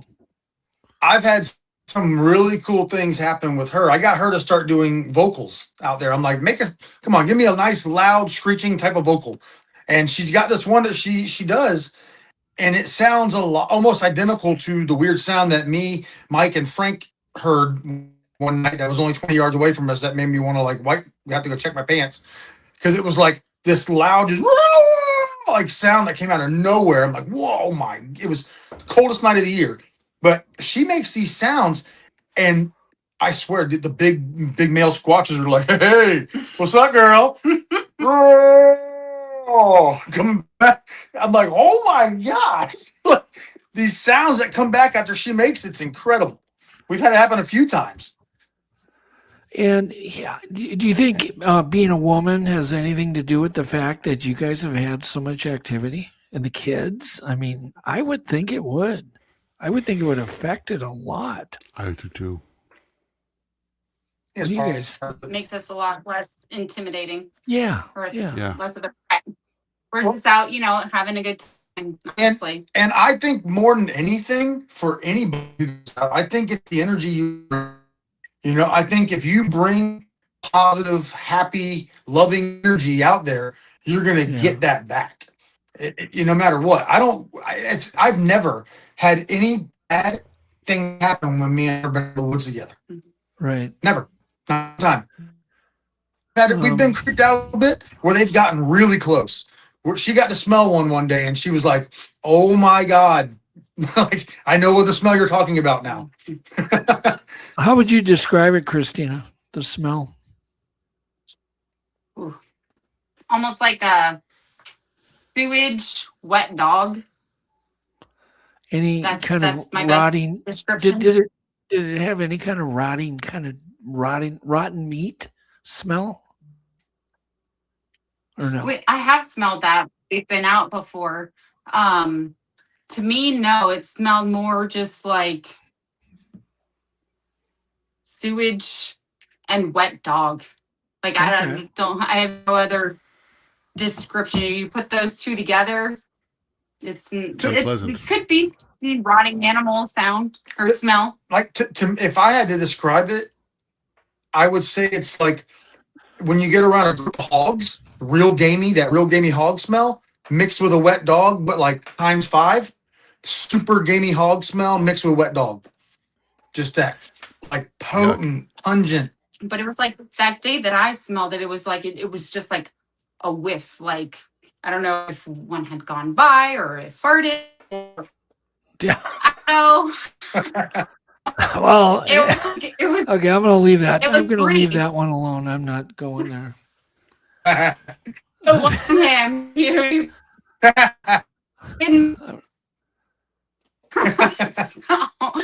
It definitely wasn't him, but it was like, I'm never right next to him. I'm always, kind of scampering off and just picking out my own stuff. She looks really, really prissy, almost looking when you first see her. She's petite. She's beautiful. She is fearless. And I have to tell her all the time, listen, get closer to me. I can't help you if you're that far away. Like I've had to give her a weapon. I have to give her, and we don't carry pistols with us. We carry just our knives. And I carry a knife big enough to take down a pig because that's usually what I have to worry about. Our pigs out there. We do have bears. And that's something I didn't know about till recently, how big bears were in our area. Holy cow. So there's some areas now that we've got some 500-600 pound bears, black bears. I didn't know they got that big in Florida. Yeah. But they do. I got pictures from a guy who I went into this area and he sent me the pictures after I'd already been in there. And I'm like, dude, really? Like, really? Like this thing was, 7 foot long and he was huge, just gigantic black bear. But the guy had a hog trap he put back in this area behind this pond right on the Withlacoochee Forest. And the hog trap moved 40 yards away and was wrapped around a tree. And then all the trees around his tree stand were snapped over like A-frames. And he said one night, one pushed a tree over at him. It growled at him, huffs at him. And so like this guy's got some stuff. He's like, dude, I've been all over the world hunting, and that forest right there is the most intimidating forest I've ever been in. Have you ever, when you ask who is? I'm sorry, we're kind of on a delay, so if we step on each other, it's neither of ours fault. But let me just squeeze this in, and I'll let you finish up, Chris. Have you guys ever heard this strange humming sound while you're doing research? Matt wanted me to ask. Yes. You have? Yes, I have heard that. Mhm. And I have heard like weird humming sounds. Whoop, you Especially when you notice. We have heard them, especially when you're. Oh, you're cutting out, Mike. I'll tell you what, do this because it might really improve the connection. Just click off and then just click the link again and come back in like I did. It might fix your issue. Your signal's getting worse and worse. So just click it off and then just enter the studio again.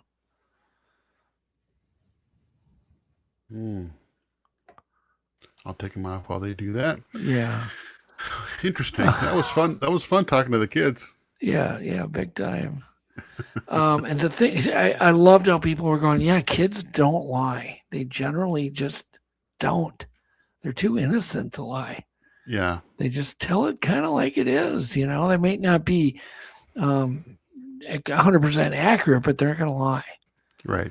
They saw what they saw. They make great witnesses. That was a good story. Oh my God, he's never going to live that down. Ever. Let's try this again. Here we go. See, hopefully, let's pray it's better. Oh, that's much better. Yeah, you guys look way better. Way better. Yeah. We think the kids have 4 tablets rolling, and that might be eating up some internet. Yeah, you might want to tell them to get off Netflix. That's definitely what's we just problem. kicked them out. Yep, we didn't want them to get off. It'll slow the broadband down. Yeah, it's funny too because that still happens in neighborhoods. You'll have great internet, and all of a sudden, all the neighbors start watching a movie. That's the end of that. So, okay. Right. I had a question I wanted to ask. Do you think? Let's talk about the stink a little bit. Do you think they produce it on will? The smell kind of like a skunk sprays it, or do you think they always stink? What are kind of? I want to hear from both of you one at a time. What do you think, Christina? I'll go first. I mean, I think that they probably just naturally always stink. Okay. I don't know how clean they are. I know when my dog goes outside and comes in and doesn't get bathed after a while, they start to smell a little funky. And so I would say that. I don't know if, as far as putting off fumes, I don't know if they can do like a skunk spray but also, if they're males, maybe they're marking their territory, whether it be urine or spray. I don't know. Male cats do a spray. So I honestly, I don't know. Well, I don't know if you've ever noticed, but when men get agitated, they'll actually start to smell. Their pheromones. Yeah, well, it's more than pheromones. It's just, the chemical, there's, they call it the apocrine gland under our armpits starts producing a hormone and a scent. I just always wondered if it's that kind of a deal. Well, plus if it's mixed with wet hair, it could ferment and get really funky. So yeah, exactly. So what do you think, Mike? Do you think they make it, spray it? What do they do? I think that some of it has to do a lot of where they're at too. I think that some of it is just natural BO. I mean, if you're big and you're hairy and you've got oily skin, I think that you're going to naturally have an odor to you. I mean, be really hard unless you're bathing like we do every day. But I think some of it's also like where they're at, because we didn't get a chance to get into that other story, but we saw another one in that same area where the eye shine was, and that place is way away from a swamp. There's no swamp. So before that, all the other things I've had happen were near water sources and swamps mostly. And they had, the one I seen had more dreaded up, like nappier looking hair, I guess. And which would make sense if you're in that environment, you got more, you're going through swamps and things versus nice dry pine areas with caves. You know, I think that's part of it too. I think if you're not getting, you know, you're all out in the, because if you ever walk through a swamp and smell the methane gases and all that crap that comes out of it, it stinks. It's really, really bad. Interesting. Yeah, I've kind of experienced it where we did an experiment once in an active area, and we had a guy singing. I just told this guy was a singer, so I just said, "I'll start singing." So we're in the woods, and this guy's singing. We're like 5 of us, and then I told him to quit. And when he quit, we got blasted with stink. And then when he started singing, it went away. We'd walk a quarter mile. He would sing. The moment he would quit, we'd get blasted with stink. And we did that like 5 times. So I thought that was interesting. I don't know if it's interesting. What did it smell like? Like rotten meat.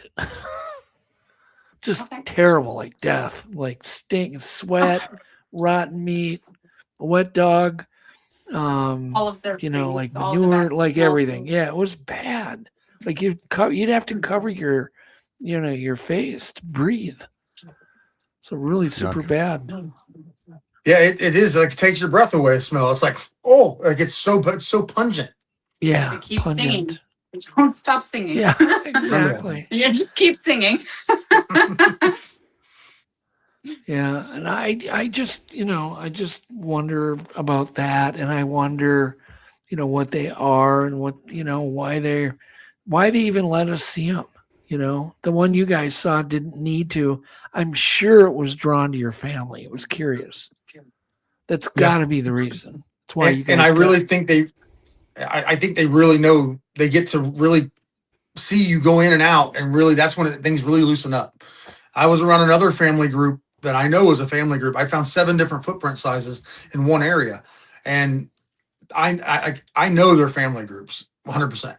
And I think that those are the ones that you can get closer to.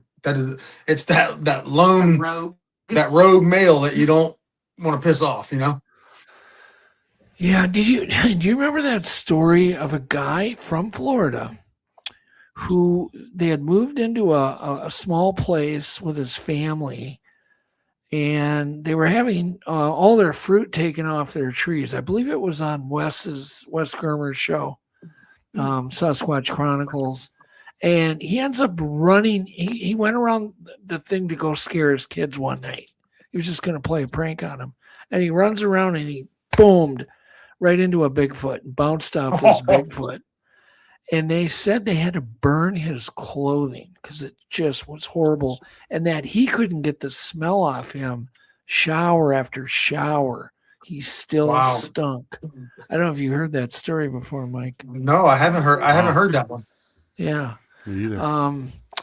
Yeah, that goes back probably about 10 years. It's one of Wes's, I think it's one of his great shows because this guy is so detailed and all the activity that they were having around this home that they couldn't figure out. It's just weird stuff, stuff missing. All the fruit would just disappear off the trees, during the night, things like that. But yeah, if anybody wants to look that up on the stink. But man, he just swears there's no way to get it off. It's fascinating.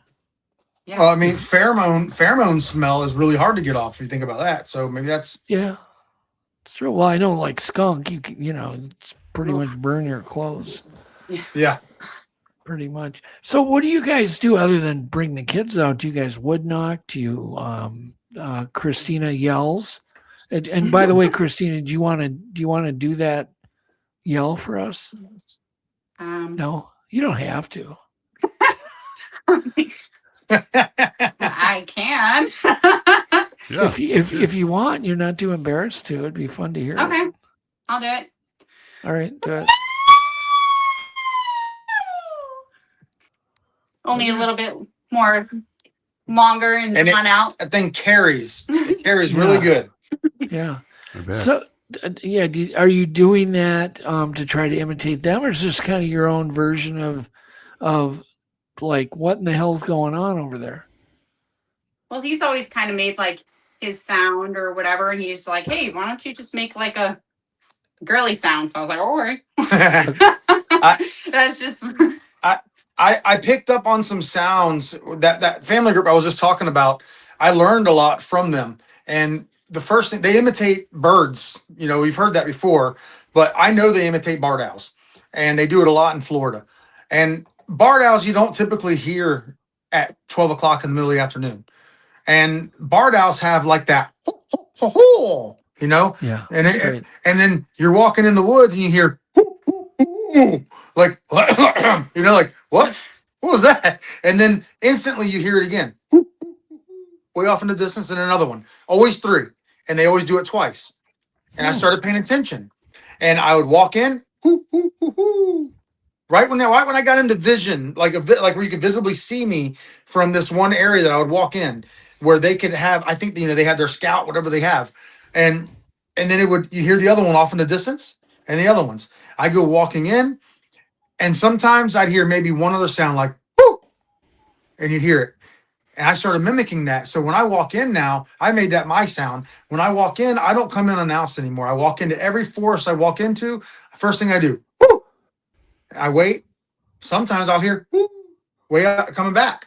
But that little who that I do, it's just a short little who. That's what we hear a lot. And you'll hear it, and it carries so far, but it happens almost every time. And then you'll hear it triangulate almost every time it triangulates. And then it goes, when it goes quiet, they're there. And you know they're watching you, and you know they're following you. Wow. Definitely springs when it gets quiet. She'll tell you.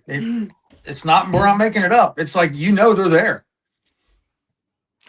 Does like the forest goes quiet, the crickets, the insects, yeah, everything just quiets down. Yeah, I've heard that a lot.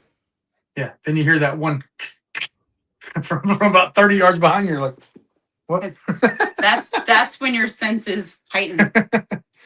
When it goes silent, that's when you're like, okay.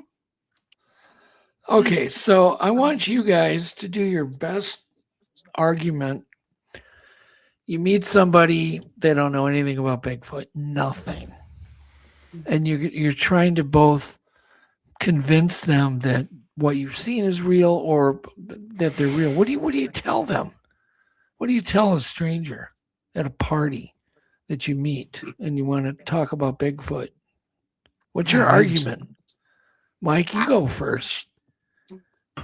Mike, you're on the hot seat. You go first. I usually I'm reaching for my phone and starting to try and pull up something that I can show. Okay. Some of my evidence. A lot of times I go to my footprint castings a lot. Footprint castings, you know, that's one of them. That's physical evidence that I pulled out of the ground from the middle of the swamp, you know? And a lot of times it's hard for someone to, that's a cat's butt. Get it. You know, it's hard to deny something, especially like, it's really nice when I have them with me, but I don't like always have a cast with me.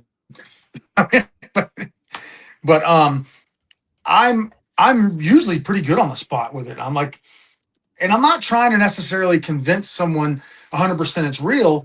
I'm just trying to tell you that, hey, you have your opinions. I have what I've seen. Yeah, but what's your verbal argument, Mike? Verbally, let's say your phone's at home, you can't show them anything. What do you tell somebody? Well, you have to have belief. You know, I mean, there's undeniable proof out there and physical evidence. Religious people all over the world believe in religion without having sometimes physical proof. Right. I have physical proof, and I have seen it myself.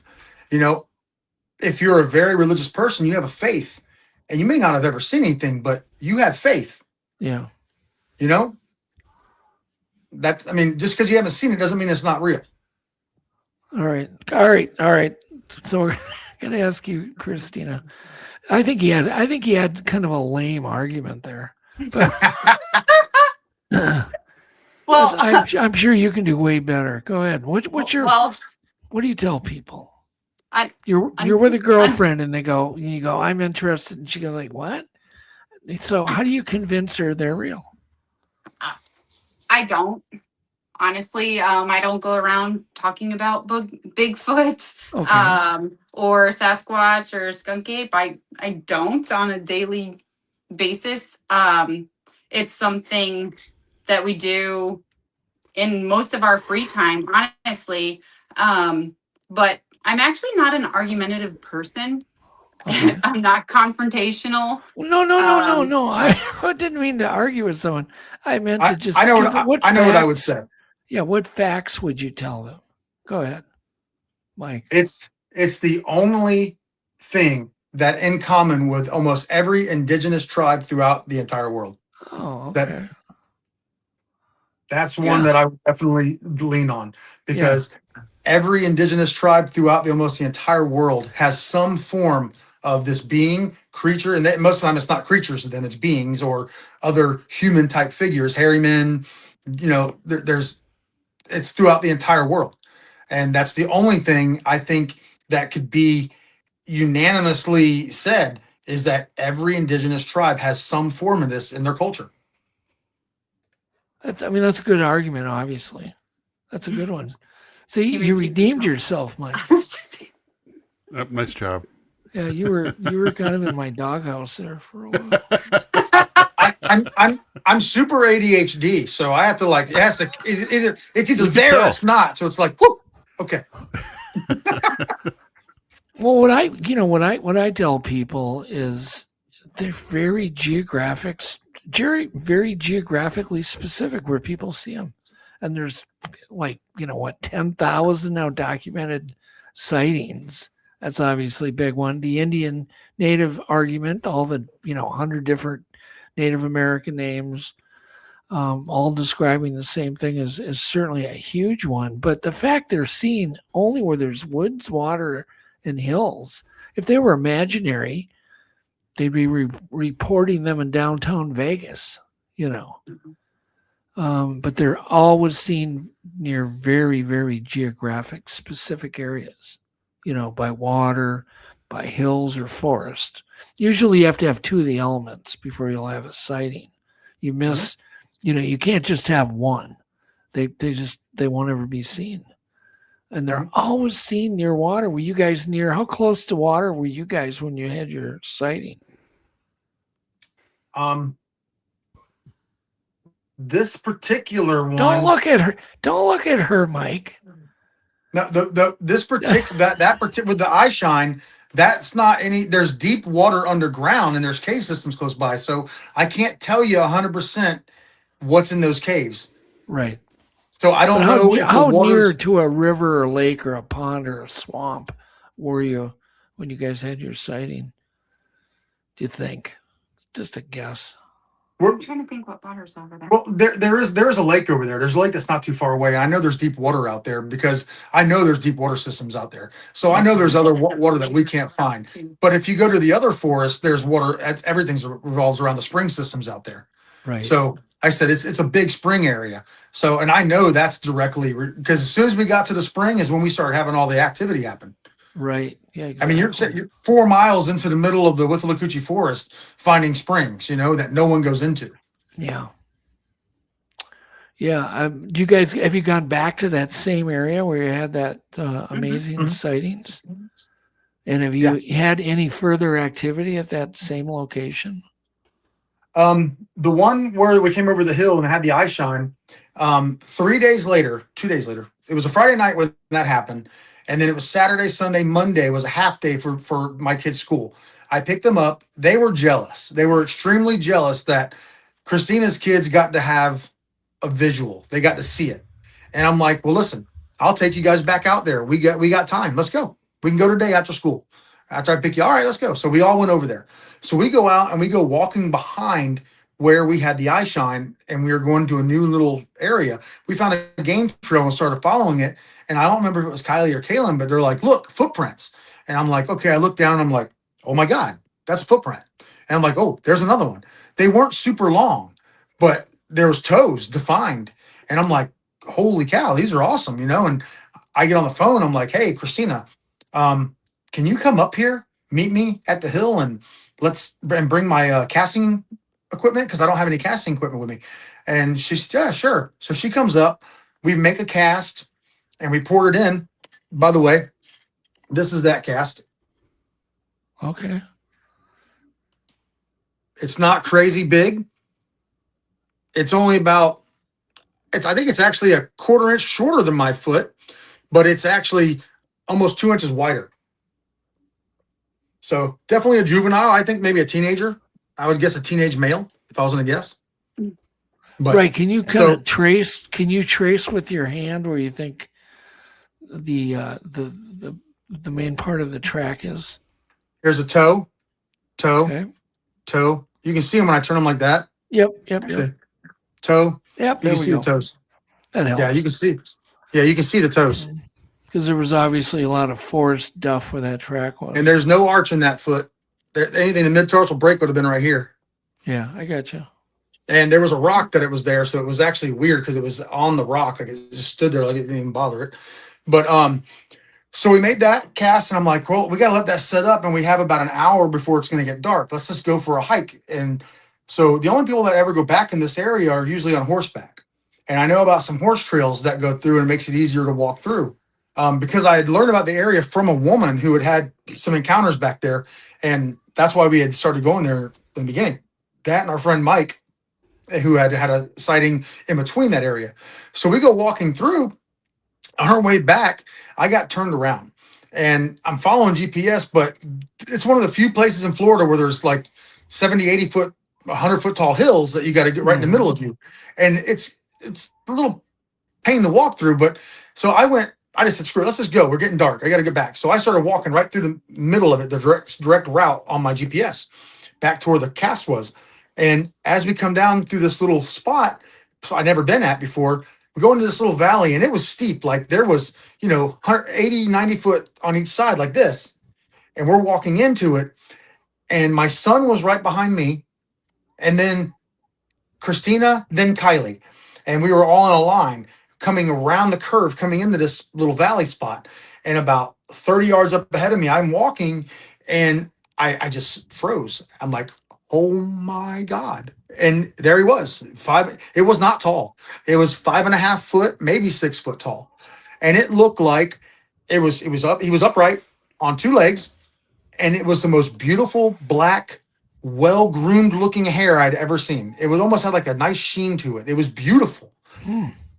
It was gorgeous. It looked like a gorilla that went to the gym. He was like chiseled. Oh my, he was the way he looked. And he turned, it was really quick, but it was like he was there. And he took 1, 2, and on the 3rd step, went to all 4s. Right in front of me. And that's about the time my son saw it. And I'm like, he's like, oh my God. And he can barely see. He just sees this thing moving. So I grabbed him, I pick him up, and he's like, oh my God. And he sees it. And this thing is the fastest moving thing I've ever seen in my life. I don't know how it went from literally on the 3rd step, 1, 2, like a person, 1, 2, 3, not like a bear, 1, 2, 3 on all 4s, and was going. And he went, and as he goes to go back up the hill, he went back to 2 legs and goes up the hill on 2 legs. It was, I literally had tears in my eyes. I was like, oh my God, like, yeah, holy cow, this has really happened. Me and Kaylin saw it. She didn't. The girls didn't. We right didn't. Behind us. It was just the angle, the way, and it happened so fast. And we were out front. So me and Kaylin saw it crystal clear. And it was, I said, I'll never forget how beautiful its hair was. It was like, can I stop you? I have to stop you there, because the last sighting that I had, that was my exact impression. There was one walking alongside of the road, kind of plowing little alders down as it walked. and the sun was maybe 10, 15, 20 minutes from setting. And so it was still light out. And we both commented on how beautiful the hair was. I mean, it looked clean, well kept, and it was even patterned kind of gray with white in it, some white patches. But the white patches were very even. It was absolutely spectacular. This had white just here. He just had white on around his chest. Wow. It was like just right here. Like a tuxedo? How tall was it, Mike? If I had to guess, 5.5, 6 foot. It wasn't super tall. Okay. I honestly, about the size to fit this footprint. If I was going to guess, a male, probably, 300 pounds, juvenile, like a teenage male. If I was going to guess, and that's what I would guess. Okay. But it's about the same time of day you're talking about. Just like 20 minutes, 15 minutes before dark. Yeah, yeah. Like just where you can still see clear, but it's starting to get hazy, But I'll never forget that hair was just like you blow dried it. It was like brushed it. It was beautiful. Exactly. Yeah.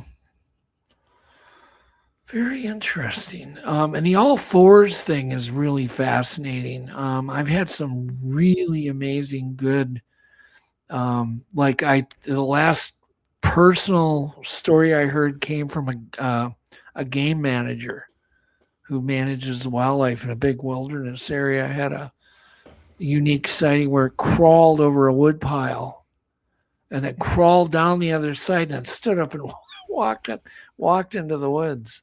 But it did like this spider walk. Oh, like rubies. Yikes. It's just creepy. So this all fours thing, I mean, that makes total sense. Well, and there was really tall, like sawgrass in that area. Yeah. So it's almost like if it got down, you would think like, oh, now they can't see me.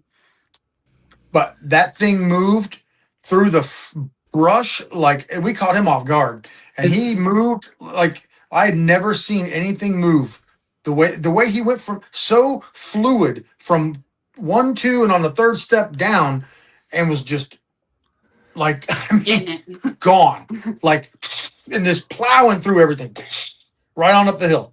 And I have to remind people the Florida brush is sometimes you can't even walk through it. Oh yeah, it's briars and thorns and sawgrass. It's nuts. Yeah. Yeah. Meadows. It's and it's noisy. Yeah, it's there's some areas where like you just can't get through it. You have to go around because it's so dense. Like you guys use a machete. Do you use a machete at all? Yes, yeah, I do. Especially in certain areas like the Withlacoochee Forest. When we're way off trail out there, we went with our other team member we call the Caveman, Robert Brooks, and he's a cave locator for the state of Florida. And that's what he does, is he's located like over 200 something caves in Citrus and Hernando County. He's awesome at finding caves. And this guy is like, it's like, okay, let's go check this area out over here. And he's like, checks his air and he's like, go.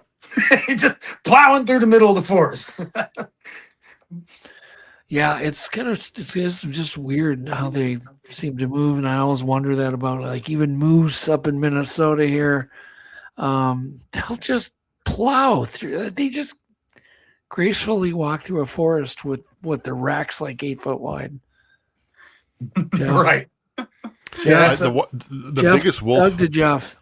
Yeah. Did moose? Don't you ever wonder how in the world they get through? It's the amazing. forest? I was just going to say the biggest wolf I ever saw. I mean, it was massive, and the thing that struck me the most was, and it was walking through dry leaves and brush. It's just silent. Yeah. It was a massive wolf. It's just silent. It is crazy how good they are at that. They know what they're doing. Oh yeah, it's mind-boggling. But I mean, I guess if we were outside every single day of our life from the day we were born, exactly, they know the woods better than we ever will. Yeah, exactly, for sure. Well, we've got another friend that wants to come in and say hi. Oh yeah, Carl. Bring Carl. Let's let Carl up. Welcome, I was ignoring Carl for some reason. Why was I doing that? Welcome, Carl. Good to see you. Hey, Yeah, wanna join us are to you say ready hi? for the Are you ready for the 4th of July, Carl? I am. Well, this is a shirt though. You see, it's a Bigfoot shirt. Oh, nice. Oh. Nice. I love it. And apparently, you're the invisible man when you stand up. I know. I love it. It's got the background. That's right. Yeah, Right. we like it. Anyhow, so we've got Mike and Christine. Carl Supp does research in Arizona mainly, but he travels all over How you the doing, US. Carl? Nice to meet you. And Nice he to meet does. you guys. You're going to Florida, and you're going to do research in what, a week or 2 weeks? Yeah, the 22nd of June, the week of the 22nd. I'll be in Hialeah. So, okay, let me explain something. Carl cheats. He's a business traveler. He's a software developer. So then when he gets into a new state for a meeting, he sneaks, instead of just sitting in the hotel all night, he gets out and he gets in the woods I do. Nice. on the company dime. Yeah. It's, Why can I not think of where Hialeah is? Where's that? Where's Hialeah? What's it close to? That's by Miami. It's west of Fort Lauderdale. Oh, okay. That's why I haven't done a lot way down south other than down by David Shealy's place. We've gone out in Bear Island and different places down in the Everglades, but I haven't been in that too often. Yeah, I won't be too far from the Everglades, so Yeah. and I don't want to go tromping through there at night in sawgrass. That would be bad. Wear your snake boots. Oh yeah, And I'm long sure. sleeves. By Oh, the yeah. way, A lot of I moccasins. have like 50 pairs of snake boots that I used to have to outfit people with on these TV shows. And Yeah. I'm like, I am paying rent to store snake boots. And I'm thinking, this is not right. But they're too nice to throw away. Oh yeah, So what do you do? yeah. The dilemmas. Did Send you him to have the them next in person who size doesn't win a contest. I'm gonna Yeah. pack them up and send Yeah, them there down you to Mike. Yeah, I you wear a have the size. nice- I wear an 11 and a half. Yeah. Oh man, I probably have 10 pairs of 11 and a halves. Oh, but how about size 15? 15? Any That Carl, there's nothing that would fit you. Abe Lincoln himself. He is part Squatch. Yeah, I am. Oh, Carl's a man. big man. You think he's normal, but he's not. Yeah. Well, we're a couple hours north of where you're going to be at, Carl. We're just north of okay. Tampa. We're north of Tampa about an hour. We're up near the other side of Brooksville. Okay. We're right in the middle of the Withlacoochee Forest and the Citrus Track up there in that area. We're in a really good area. You're not too far from the Weeki River either. No, we're No. close. We're 15 minutes. Yeah, that's kind of fun. I've taken boats up that river. I would just not. This is years ago before there was any tourism crap. I would just go in people's houses and just say, "Hey, you want to rent your boat?" And sometimes they'd go, "Yeah, no problem," and they'd give me their boat and I'd take off and just, it's a blast. Such a beautiful river, crystal clear. What's like 75 degrees all year long, the water, crystal clear. Yeah, it's beautiful. A lot of water. Have you been up the Chatsawhiska River? I can't even say the Chaskawiska, let alone been there. No, you rattle these native names off like it's nothing. The Chatsawhiska River Chaskawiska? Yeah.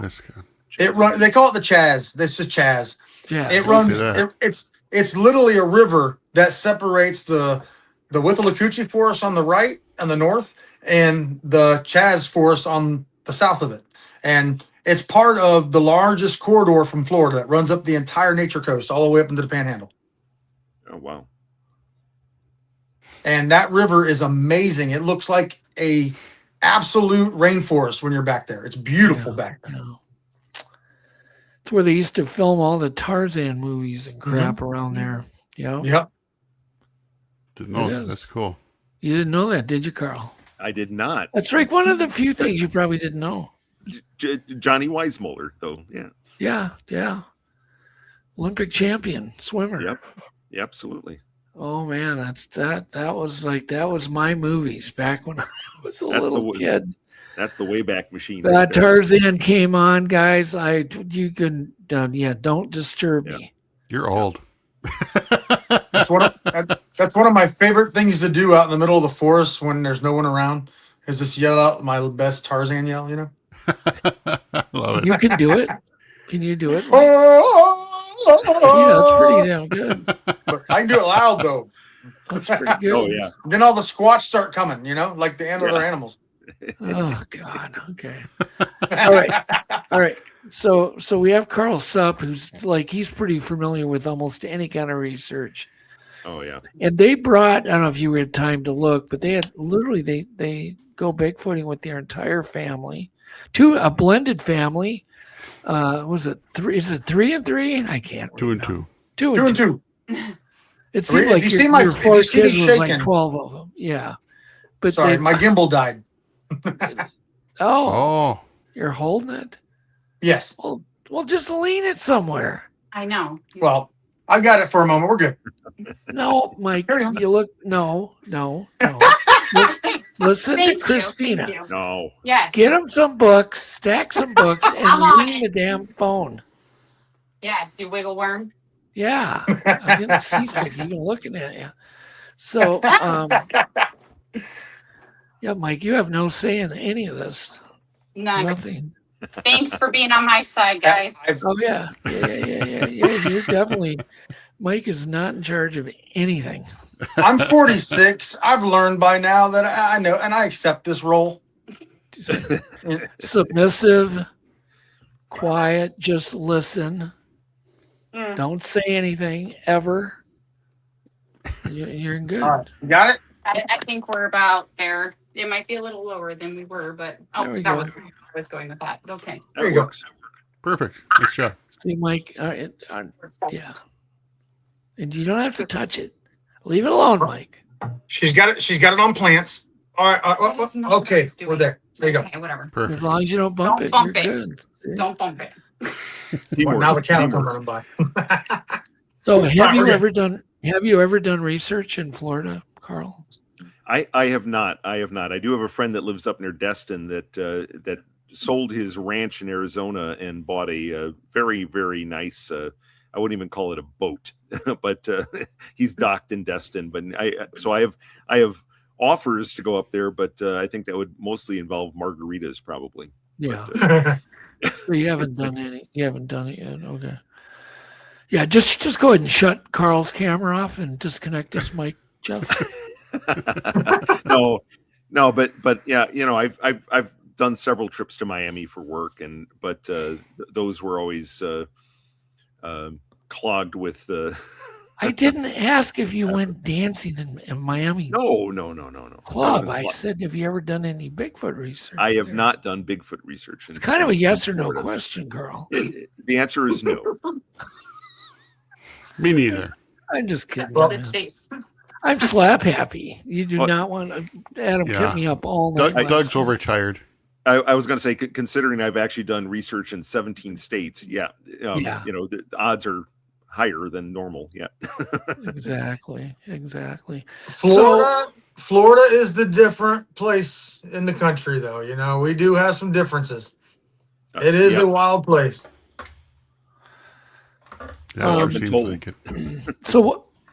why do you think a Bigfoot would want to live there and not migrate north to cooler, less humid weather? Or do you think they do that in the summer? Do you have more activity in the winter? I think they love it here because I think they're adapted to it, but they don't have to migrate. They don't have to migrate. You have year-round food supply here.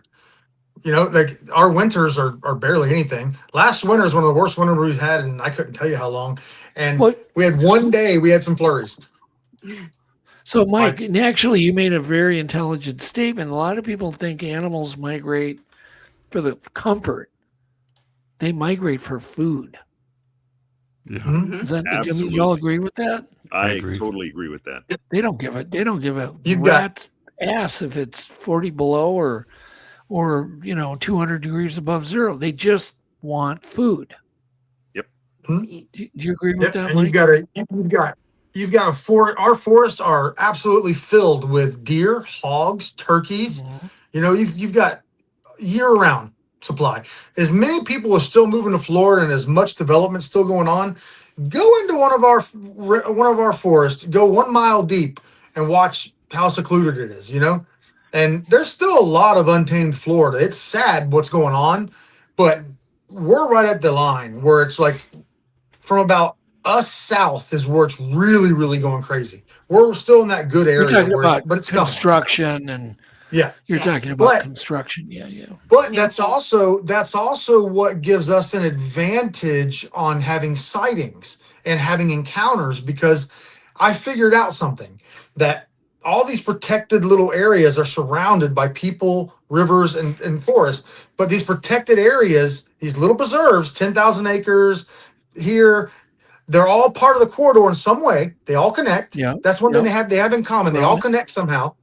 But they're right in the middle of some of the most expensive neighborhoods in the whole Tampa Bay area and Pasco County area. And but if you know those funnels where all the game's being funneled in and everything they're being forced to live there. They can't go nowhere else.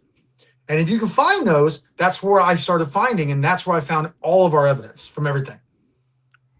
Well, that plays right into how, when I travel for work, it's like I go into an area I've never been in before, and even if the area of the woods is only like I would even say like 1,000 acres, 900 acres, they're in there, and all totally surrounding that area is, like you said, $1 million homes or whatever, and it's like, yeah, but they are, all my research has just really tied in, made a formula for me, at least, on especially in urban areas where I can locate them. When when you wouldn't think that that would sustain a clan in that area. So it's the area that I've had the most encounters, the most different size footprints, everything all in one spot. I've had 7 different footprint sizes in one area or passing through area. And I've had those same footprints multiple times through that area. The only thing separating them and a 10,000 acre preserve and homes is a creek. That's it. That creek runs right through, all the way through the middle of the preserve, and runs down into another hot spot in Florida that connects to the green swamp, and they all connect. And that's I think the big thing. It's got to have that connection, break, that connection, right? And that's where you can find them. Yep, exactly, and that's how I found them in the Chicago suburbs, in the forest preserves. I mean, just which area? Right near O'Hare Airport. I'm sorry. Are you talking about Starved Rock? No, not Starved Rock. Up in the Chicago metro area. So just right near O'Hare Airport. That sounds crazy. Chicago Metro. But he's talking about the wooded corridors that lead to vast forested areas. Yep, absolutely. And Chicago is surrounded by forest. Yep. In some weird way, we are still entertainment for them. Yes. Absolutely. They want to see what we're doing. By the way, Mike, without you're also caught. entertainment for your wife or for Christina. I'm sorry. Yeah. I keep marrying you guys. You're not married yet. Everybody does. I have a feeling that's going to happen, though. I really do. Sorry. One day. Yeah. You better start shopping for the ring there, Mike. I got the prettiest lady in Bigfooting, okay? Well done, sir. I'm keeping score here for you, Mike. You're doing okay. Yeah. You don't need to try that hard. Yeah, he's like, forget about that capturing Bigfoot thing, Yeah. He's got the prize. Yeah. Okay. So we talked about Florida being, that's kind of a funnel because other places of Florida are getting built up. Do you think there's actually more of them moving in? And then how many Bigfoots? I'm going to ask Carl and you, Christina, and Mike. How many Bigfoots do you think there are in Florida and then in all of North America, including Canada? So let's start with you, Carl. So just based on, I would go to a state, like I went to Maryland, right? And I was like, okay, I think I'm going to research in these specific areas. And I go to 3 different spots and I hear three different responses, right? And these are 20, 30 miles apart from each other, right? So instantly it's like, okay, I found 3 Bigfoot right here, right? So, statistically, how do you could extrapolate, right? If there's one, there's probably more, right? And they're not all together. So, I did some extrapolations. And Carl thinks there's 3 Bigfoots in the world. Okay, next. No. I'm thinking there's at least 30 to 35,000 in North America. Okay. That's my guess. Just based on my experience. Okay. I mean, what else can you go off of? Right. Yeah. I mean, Mike, what do you think? I don't have necessarily a guess for North America, but I think that they're in groups of anywhere from 20 or 30 or more. I think could be in a group, and I think that they're in groups, but I think they're in bigger groups and they're sprawled out more than you think in these little clans and these groups. I think that the bigger the forest is, the longer, the bigger stretch of forest, the bigger the clan, the bigger the group could be. You go and you start finding all these markers blocking off different. There's some reason that they're marking. There has to be marking, and the only thing it can be, it's not for us. I used to think it was for us, but it's not. It's for them. And I think, and then they're different clans and they're different groups that they had together. But I think it could be. I don't have an answer for the state, but I know they're in every single protected national forest in the country. That I would say. Oh, absolutely. Yeah, I tend to agree with that. So you think there's more than 3? Definitely more than 3. Okay. No, how many do you think are in Florida? Obviously you don't know, but just what's your guess? If you had a bet, you get one chance to make a bet. How many are in Florida? How many are in North America? I'll go maybe 3,000 or 4,000 throughout the state. Okay, and then what about the rest of North America, including Canada? I think there's a lot more than people think there are. So you're kind of with Carl. So you're just say I'm with Carl. Yeah, I'm with Carl. Okay, good. That way everybody just criticize Carl. Blame Carl. That's the smart move, Mike. It's Carl's unverified crap, not ours. Yeah, it's Carl's. That's right. I need your unverified crap. Yeah, I need the unverified crap. Can you put that up, Jeff, please, for Carl? Thank you. There we go. That's our slogan. That's what we do. That on his forehead. Unverified crap. Okay, now, so. Christina, what is your unverified crap number? I would say if I had to make up a number, I would say for the state of Florida, my guess, I say 1,500 or 2,000. Okay, in all of Florida. Florida. Okay, and then how about all of North America, including Canada? Are you with Carl too? Ooh. Christina, just say you're with Carl. Sure. Yes. Whatever Carl said, that's where I'm going. Can I do the dollar, the $1 bet? Like we're on the prices right. Yeah. I'm gonna bet $1. On Carl. 30,001. Yes. Yeah. Yeah, and of course, most logical people say probably 5,000-6,000. It would be kind of a minimum. Right. And they usually stop there. I think that's the minimum, but it's got to be more. It's easy to forget how big North America is. Travel is so easy. You take for granted, that you can get across the state pretty quick. This country's huge. It really is it's a big country. The average state is the size of an average European country. I mean, it's ridiculous. Right. I mean, Arizona's the size of a good chunk of Europe. Oh, heck. Yeah. Yeah. Just that one state. Florida's the size of England, isn't it? The UK? I don't know exactly, but yeah. From the Keys up to Georgia is a hell of a drive. Yeah. It's a long drive. It's a big continent. There's a lot of I mean, like you said earlier about all the people in Florida, there's still a lot of room in Florida. It's a big state. Lots of undeveloped land. I wonder if like early pioneers like Flagler, when he built the railroad and all that stuff, if they had any Bigfoot or skunk ape experiences. Imagine like the conquistadors and all that when they started coming in. Mike, don't ever say conquistador ever. Just that's never mind. It's a joke I had with a guy. I came to work one day and I was like, "Oh my God, did you see that new car? This really cool car." And oh my God, it's like the coolest looking car. And he goes, "What is it?" I go, "It's called a Chrysler Conquistador." I had this guy looking everywhere for like weeks. That's a pretty good The joke. Chrysler Conquistador. Oh my God. This is before internet, right? Somebody told you a BS story back then. You couldn't verify. It was very unverified crap. And it had Corinthian leather, right? Yes, Corinthian leather. Yeah, I think I told them that too. I just said it was like, oh my God, the best looking car I've ever seen in my life. Oh.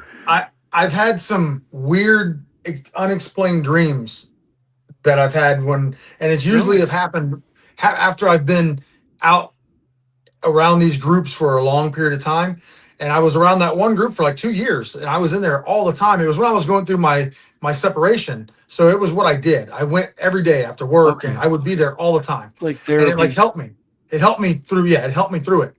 And I literally people say they get in your head, and I don't know how much of that's true, but I've had things happen I can't explain. But I had these dreams, and one of my dreams was really extremely vivid. And I watched one go into like a body of water, and it went in and never came back out. And I'm like, okay, they're going underground. There must be a cave under there or something. So I go in and I go under and there's a cave and I pop back up and it's dry. And I'm in the Florida aquifer system now. This is my dream, this weird, vivid dream.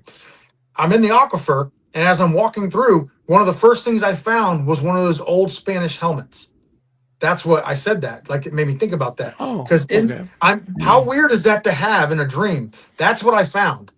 I found that helmet from like the old conquistador Spanish, that is what was inside that cave. Mm-hmm. It's like they've been using these caves for hundreds and thousands of years, and that's what my dream was. They were in the aquifer where it was dry and they could travel all around. They knew where to go. It was weird. Very cool. We have about 30 minutes left. If anybody else in chat wants to just join in too, if you haven't been on ever and you've never even done a podcast, hell, we'll take a chance on you. Why not? Come on. It's all in throw around some. Come on, 7. Yeah. Yeah, we don't care, do we, Mike? Bingo. We don't care. Carl doesn't care. I don't care. Carl doesn't care about anything. I do, but no. But I'm a pretty easygoing guy, that's for sure. But if anybody does want to come on, just go ahead and say yes in the chat, and then send put your email address up. Yeah, I just got locked out of my email. You can just send him a little email, and he'll send you a join link, and you just click it, and you're in. Yep. So, Carl, are you driving or flying down? I am flying. I'm flying into Miami. Okay, I'll just say, man, you're going to drive right past us, so. Oh no! If I was driving, I'd absolutely drop in there. So yeah, we are we're very fortunate. I grew up in Pasco County, and that's where I've had all this stuff happen pretty much originally. But the area we're at now is some of the most beautiful places I've ever seen in my life. It's this forest, the Withlacoochee Forest. When you go in there, like I said, you're 3 miles back, and there's springs back there that nobody knows about, and cave systems, and this part of Florida that nobody knows about, but it looks like a tropical rainforest with a giant spring right in the middle of it. It's just, you got to go off trail through all the sawgrass and the palmettos and, all of the things to get there. So, unless you're willing to do that, you're never going to experience it. Right. Right, exactly. And how many people do that kind of stuff, right? I mean, I've tromped through stuff that people wouldn't even look at twice. They'd go, oh, forget that. I'm not going in there, and I just plow right into those areas, It's like, and that's where you find things, right? That's where you learn. Right? And banana spiders that are this big. Oh. So there's a question I want to ask you, Mike. Do you know of any animals that eat the sawgrass? Is there any creature that eats sawgrass? Sawgrass? Yeah. I've not think I've ever been at. That's a great question. That's one for me to ask. That's one for me to ask some of the Miccosukee guys, because I think they would know. The Seminoles and Miccosukes would probably know that one. I'm not sure. I was going to say I had read that the bulb at the root of the sawgrass, if it gets pulled up, that's edible at the bottom. But at the bottom, yeah, at the bottom, the white part. Can you send Carl a pile of it so we can test it? Yeah. Now we do. Tonight. The palmetto palms have the heart of the palmetto palm is basically just is swamp cabbage, and those. I found those right. I found 5 or 6 in a row where you cannot take a hatchet and cut one of them things out. It's hard to do, much less reach down, grab it, twist, and pull it out. And I found them where they're just holes, where it looks like they were twisted and pulled out of the ground. Interesting. So nobody knows about the sawgrass. I'm pretty sure there's quite a few animals that eat that, the palmetto. Probably not maybe the leaves, but the heart. Yep. But I just want to know, putting it out there. Everybody wants to let me know. So we've been joined by William Robinson, better known as Rusty, the Blues Doctor. Rusty. Blues Doctor. Blues Doctor. And Bigfoot enthusiast. And he really is in a blues band. Yes. And he got a gig tomorrow night. Yeah, he's wearing a blue shirt. He sent me a cool shirt too. Oh yeah, he did. Yes. Yeah. The super cool shirt that he sent me. Yeah, I have a good friend that's a blues guitarist, Carvin Jones. I don't know if you've ever heard of him, but I don't know that name. Yeah, he's incredible. Is he in Louisiana, Carl? He is in Arizona, actually, but he was originally from Lufkin, Texas. So. Nobody knows why William is interested in Bigfoot, do we? Why are you interested in Bigfoot, William? I had a sighting years ago, which I shared. People don't. Okay, that's what I mean. I'm just trying to get it out of you. So, yeah. So, what did you see exactly? So many years ago. It's actually 1980. So that's now 46 years ago. Yeah. So you're just making this up, right? Because you have sightings every week. Oh yeah. Anyway, I was in college at the time. And I was working at a lake in Arkansas. It was called Blue Lake. It was a old horseshoe type lake off the Mississippi River, where the river would change course and leave a lake behind. So I was fishing with a buddy of mine one day, like 7 p.m. And it was summer, so it was still daylight. And we're fishing quietly along the shore, like 10 yards or so offshore, kind of paralleling the shore with a trolling motor. And we hear this noise or rumbling or something up on the bank. And we look up and there's this thing standing up on the bank just above the foliage and the undergrowth and so forth. And we see him from about chest up or so. And he's covered with hair, man-like in his, in the sense that he's got a head, he's got shoulders, he's got what appears to be arms and a chest, but covered with hair, all except for his face, which is dark, and the face kind of looks halfway between an ape and a man, like it had the flat nose like an ape, but the mouth was not like that, and the eyes were not like that. The eyes and mouth were more human-like. Anyway, we stared at him, for him or her, for maybe 10, 15 seconds at most. And then it turned around and ran off into the brush. It was very heavily wooded there. It's a swamp, basically. And ran off into the bush, and we never saw it or heard it again. So that was my sighting. Interesting story. Wow. Yeah, they certainly don't care. It doesn't matter how dense the brush is. It's just like driving a car through it. Yep. We had the feeling we caught it by surprise, because we were quiet. We were just, floating. If you're going crappie fishing with a trolling motor, you'll know what I'm talking about. So we're just quietly dropping, the minnows into the water and weren't saying anything. And all of a sudden, there he was. So I think he was as surprised as we were almost at the time. So that's my story. Well, good. Think about how long ago that was and how it changed your life, because you're obviously still looking for answers all these years later, correct? Oh, yeah. I kind of put it on hold for many years because I think you guys know I'm a retired physician. And when I went straight from college to medical school or residency to fellowship and then to a professional career of 30 odd years. And, it was probably not the best thing to be bringing up Bigfoot sightings when you're in training for medicine. So I didn't. So I only started really talking about it in the last 10, 15 years because it had, been with me all of that time. Yeah. So for the longest time, as I said, I didn't mention it to anybody because it just seemed, it didn't seem like a good idea professionally. And I'm sure lots of other people have had similar experiences like that. Sure. Yeah. I mean, it only takes one time to change your life forever. No, I mean, that's it. You can't, once you see it, you can't unsee it. Mike, did you and Christina break up? She went to handle some little people. Oh, yeah. Yes. Okay.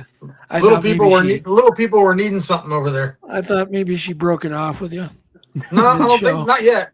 Okay. No wee folk. Come on now. Yes, I know. I was surprised. Why would she want anybody else? By the way, she's got a Sasquatch researcher for a man. But by the way, your kids, it's really cool because they're probably one, they seem like really, really well-behaved kids, and two, they have all these friends now. Mm-hmm. That's really cool. It really is. Yeah, they each have their own little personality. Mine are a little more what's the word? Mine are a little more rugged, and they we've gotten Jesse and Kate more into it now, and they've adapted well, and they're getting more into it because mine are like little wild animals that just kind of do their own thing. But I have to. It's getting hard. The ticks are so bad this year, and my daughter, like, she doesn't ever put her hair up or nothing, so I have to always try and get her hair out of the way because she gets so many ticks. We keep it's scary. Honestly, that's what I think I'm worried the most about is ticks. Yeah, when we're out there.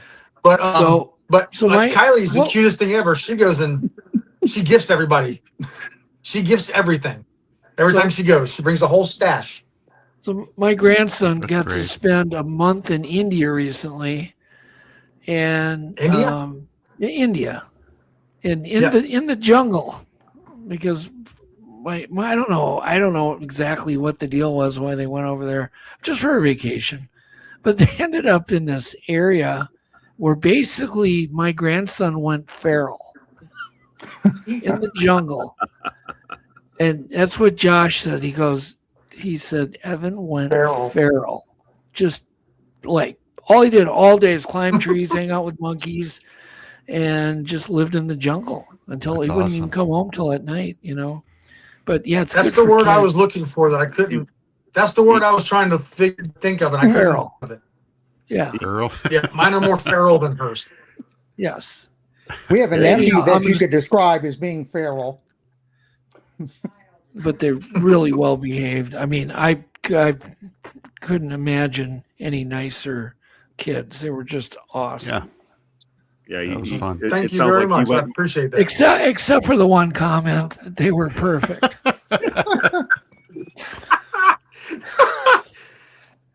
You missed all that. Yeah, I did. You'll have to. I know someone's gonna make a clip of that. Someone's gonna make a clip of that. And oh my God! I'm gonna call our group. I know it. It was literally about unverified crap. And say, can you find that comment and turn it into a viral short? I won't do that. I won't do that, Tim. That's first person that does it gets a free Squatch NFL shirt. It's literally unverified crap. Oh my God, it would go viral. Oh my God. That's coming from the girl, that little girl, okay? Yeah. We're sitting on the bed of my truck, and my son's next to her, me, and I'm recording them. We had just finished coming out of the woods, and she's sitting, that little precious angel, and I'm like, being quiet because we hear something, and my son goes, I think it was a squirrel. And 2 seconds later, my daughter let out the loudest fart you've ever heard. That little beautiful little... She takes after her father. Jeez. So that was my revenge on getting her back for that embarrassing comment. The show has gone into the gutter. So Rusty, how many of these things do you think there are in North America? And then in like your state, your home state? You know, I have still stuck to the idea that these things must be flesh and blood, that it's got to be a living creature. In other words, I've heard all the supernatural stories. Or they could be blood and flesh. Yep, true. Any rate, if you assume that they are a flesh and blood creature, then you have to go on population analyses. We know that you would have to have a breeding population in a continent the size of North America of, as I've said in chat before, 3,000 to 5,000. I think you even mentioned that before. So that's probably about the minimum. I would assume, based on sighting reports, that the single biggest group is in the Pacific Northwest, but there are other smaller populations of them in other places like Florida that Mike and Christine have seen, or Ohio, or the Texas, Arkansas, Oklahoma, Louisiana area, and several others too. So I think realistically, minimum 3 to 5, maximum 10,000. 10,000. He's going against the general consensus. He's going against you, Carl. Yeah.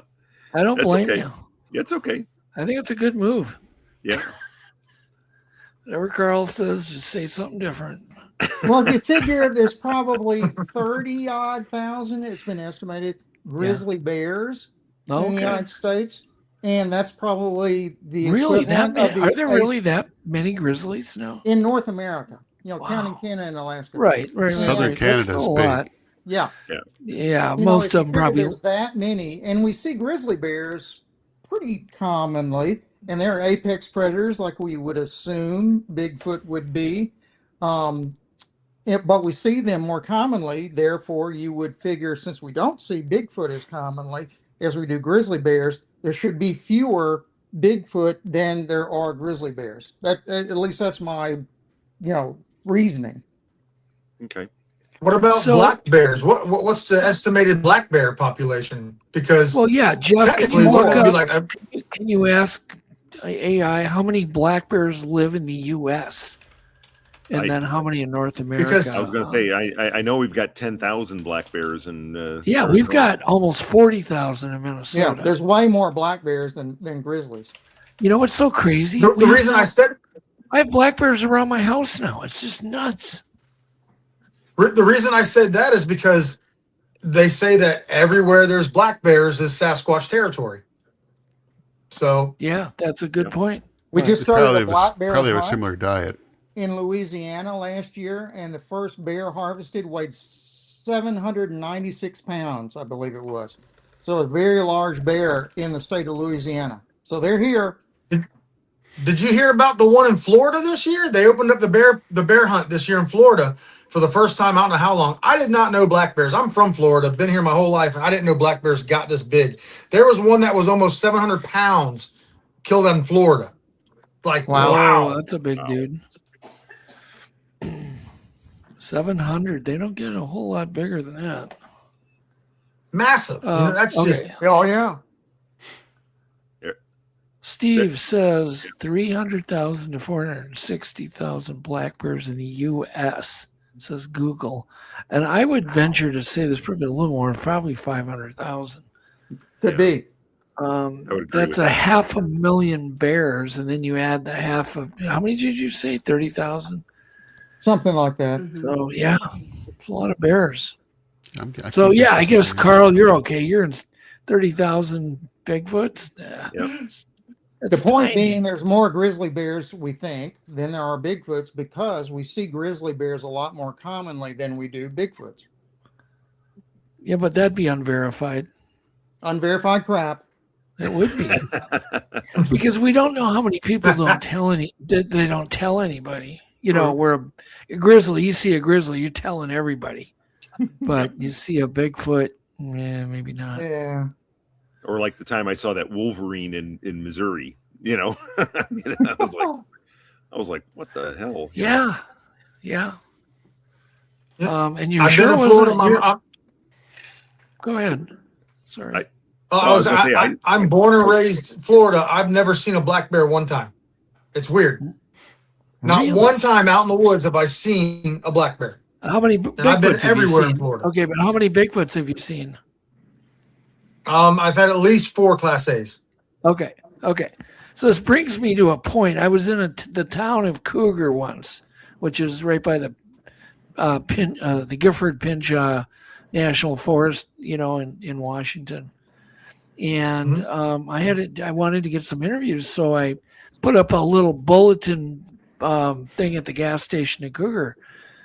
I mean, the whole damn town turned out to get interviewed on the Bigfoots. And I asked every single witness, this is the town of Cougar, have you ever seen a cougar? Everybody said no. Have you seen a Bigfoot? Well, I've seen 4 of them.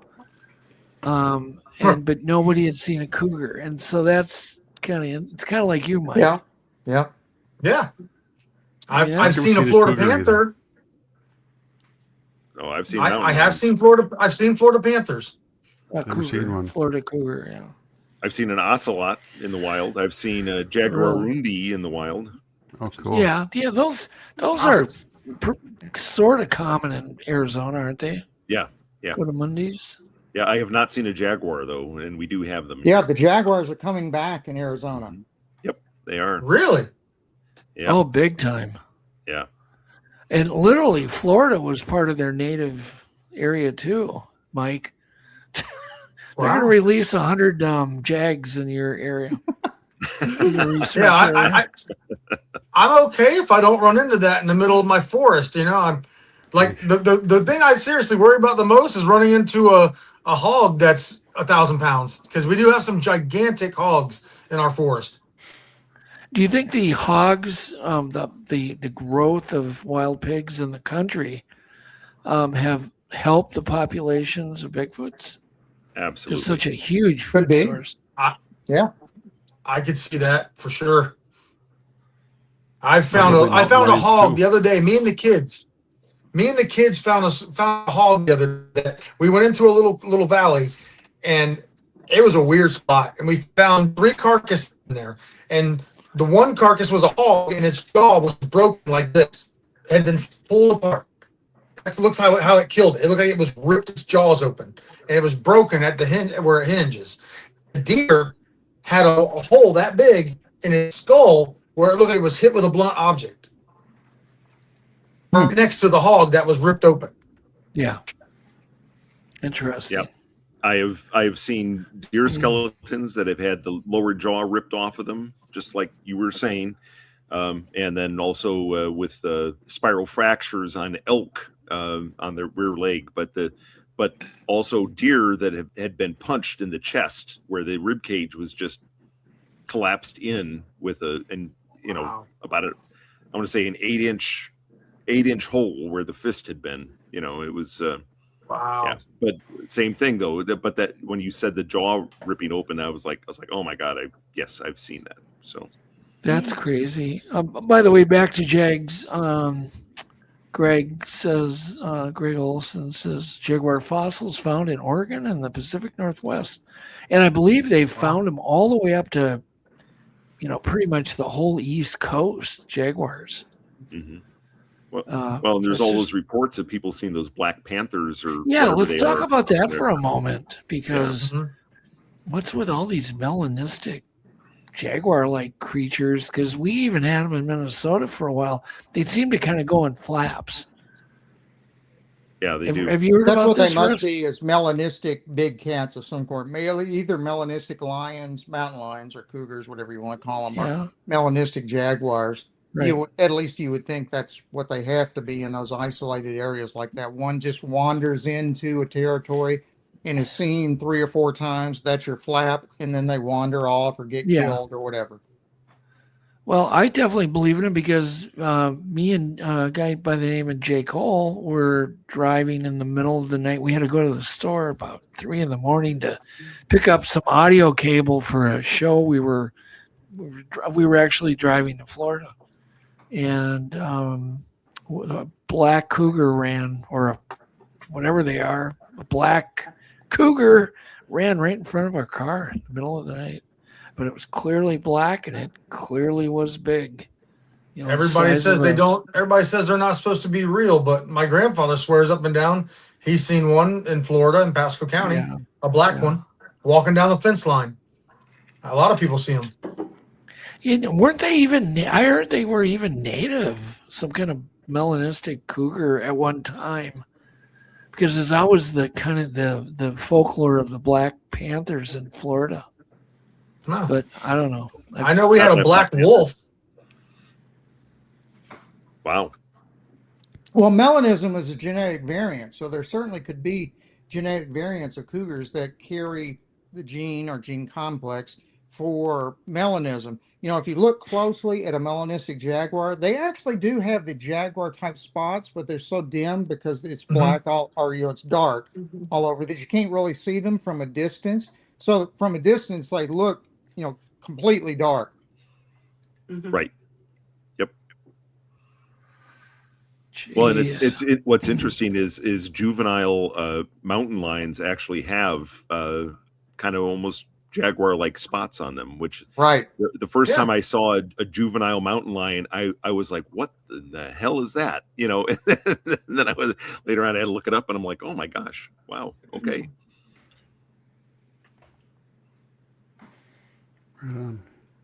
All right, So, guys. yeah, I'm not terribly bothered by. I don't think there's any reason to think Black Panthers are something supernatural, abnormal. I think they're real flesh and blood animals. Yeah. Oh, sure, absolutely.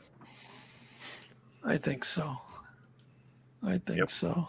Well, let's just take a little quick intermission here. Jeff, you've got a spot you're going to play. Sure. I'll be right Or back. a couple spots. They're just quick, but I'm trying to think, and then we might take a little break and just do our clips real quick here. Oh, I want to do tech breakdown. Okay. Oh, that's always a good. Yeah, this one's a good one too, and it won't take long. It's really quick.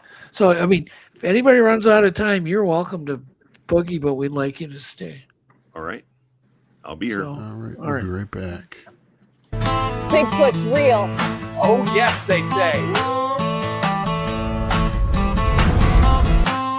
They came with their stories, they came with their proof.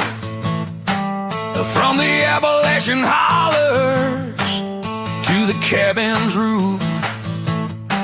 The New York Bigfoot Conference just offers more convincing proof. Sasquatch believers, the skeptics too, under one big arena with a curious crew. Vendor booths and chili fries, cryptid shirts in every size. Bigfoot's real, oh yes, they say. Spotted him just the other day. I can't believe what I just saw. It looked like a Sasquatch. Shadows play. Bigfoot's real. Don't look away.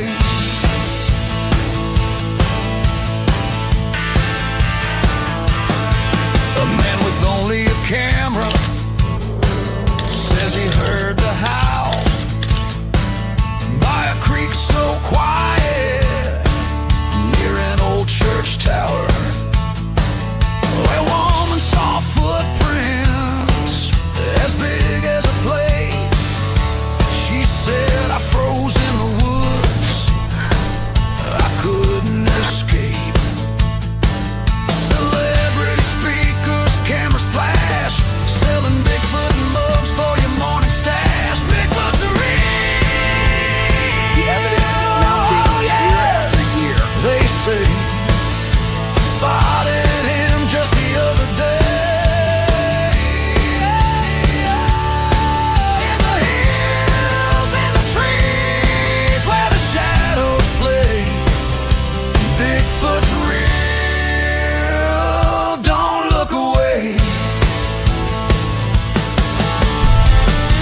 Come to the New York Bigfoot Conference and believe.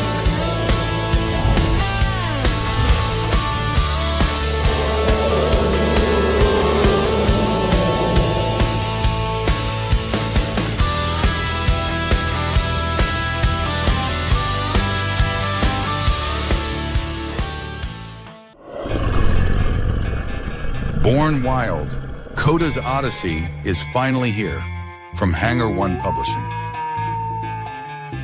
After a 16-year career in law enforcement, Brian King Sharp turned his passion into a hobby by starting a podcast. Unexpectedly, this hobby evolved into something much greater. By 2022, his Sasquatch Odyssey podcast had become one of the most popular shows in the realm of Sasquatch encounters. In the ancient forests of the Olympic Peninsula, young Sasquatch Coda faces a world on the brink of change. As his family fights to survive human encroachment and ancient threats, Coda must uncover what it means to belong and protect those he loves.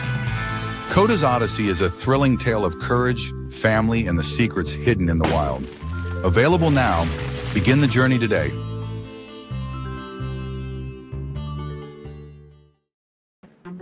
And we're back. We are back. Let's do our That New York Bigfoot conference looks interesting.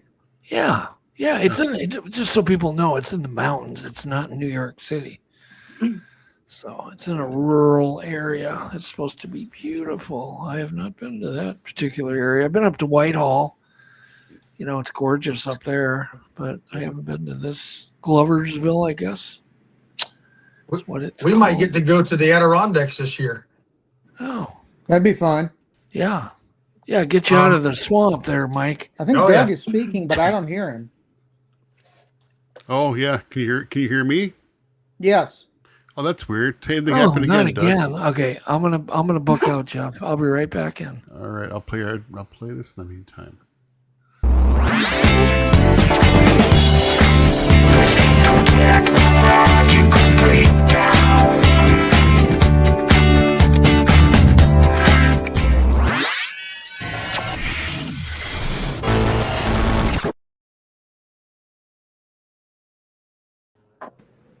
All right. And I'm back. Okay. Weird. Now Yeah, we hear it. That just what happened, Rusty, cannot happen. It's impossible. It is Didn't bizarre. happen. How Didn't can happen. how can one guy not hear me? I don't know. It's a mystery. It's a mystery. All right, tech breakdown. Okay, so they have this thing with if you gotta go back to last week. If you don't know what I'm talking about, go watch our tech breakdown last week, where we take Wise cameras. There's these really cool camera holders. They mount right to a window, and then they're on the inside looking out. Right. Not going to work good with IR lights, but it's going to do really good in low light, like a full moon, half moon. It's going to work great. Okay. Like tonight with the blue moon, right? Is there a blue moon tonight? There was a blue moon tonight. Oh, okay. Everybody, I love blue moon beer with an orange in it. That's good stuff. I don't know what I'm thinking There. about that. Anyhow, okay, but here's the deal. And Carl, you know how well this worked with the periscope, or basically a mirror. yeah. They would shoot into a mirror, and then they would record, because now there's not even a camera aimed out the window. It's just a mirror. And they're shooting into the mirror. Okay, so now put up photo 5T, Jeff. All right. And I didn't do the greatest job drawing this up, but you need to make some kind of bracket with an undercut of 45 degrees. And if you look at the purple line there, that represents a cross section of the glass. And so you need an undercut of 45 degrees, and you basically you put your camera back far enough, you test it to where the camera's now not aimed outside. It's the mirror that's aimed out. So nobody can say, oh, no, that'll scare off the Bigfoots around my house or my cabin. It'll never work. Dang it, people, we need to get some footage. We're going to die if we don't. Here's a picture just to So that's remind you what the camera looks like. standard setup. That's what you're going to see. And yeah, obviously you can camouflage this. Do you still have the picture of the? Yeah, I didn't get them all here. I'm trying to. Oh, that's follow fine. my- That's fine. yeah. That's fine. That's fine. But you could camouflage that, like paint it the curtain color, and you could do things. Okay, but this is trickier. So you can just take 2 pieces of wood. You could use styrofoam. You could potentially use corrugated cardboard sandwiched together. And all you have to do is draw a square about maybe 6 inches by 6, go corner to corner, and that's 45 degrees.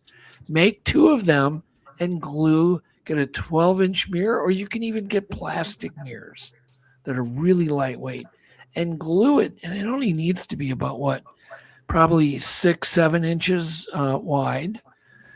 And you glue the mirror to that, the edge. It says right there, it says, you glue it to the undercut, the mirror, and you can get 12 by 12 mirrors for like $2 at the hardware store, 12 by 12 mirror tiles. And you can buy a glass cutter for 99 cents, and you put a ruler on it and you can cut the glass exactly. And then it's just a matter of having the camera back like 5 inches aimed at the mirror. And so the light comes through the window, it hits the mirror, and then the light is transferred to the camera. And so it's an indirect way to film. Yep. Does this make any sense to anybody? Oh yeah, very clever. Yes. Other than me. Yep. It's what I named it the reverse periscope, because that's what the sales did, right, Carl?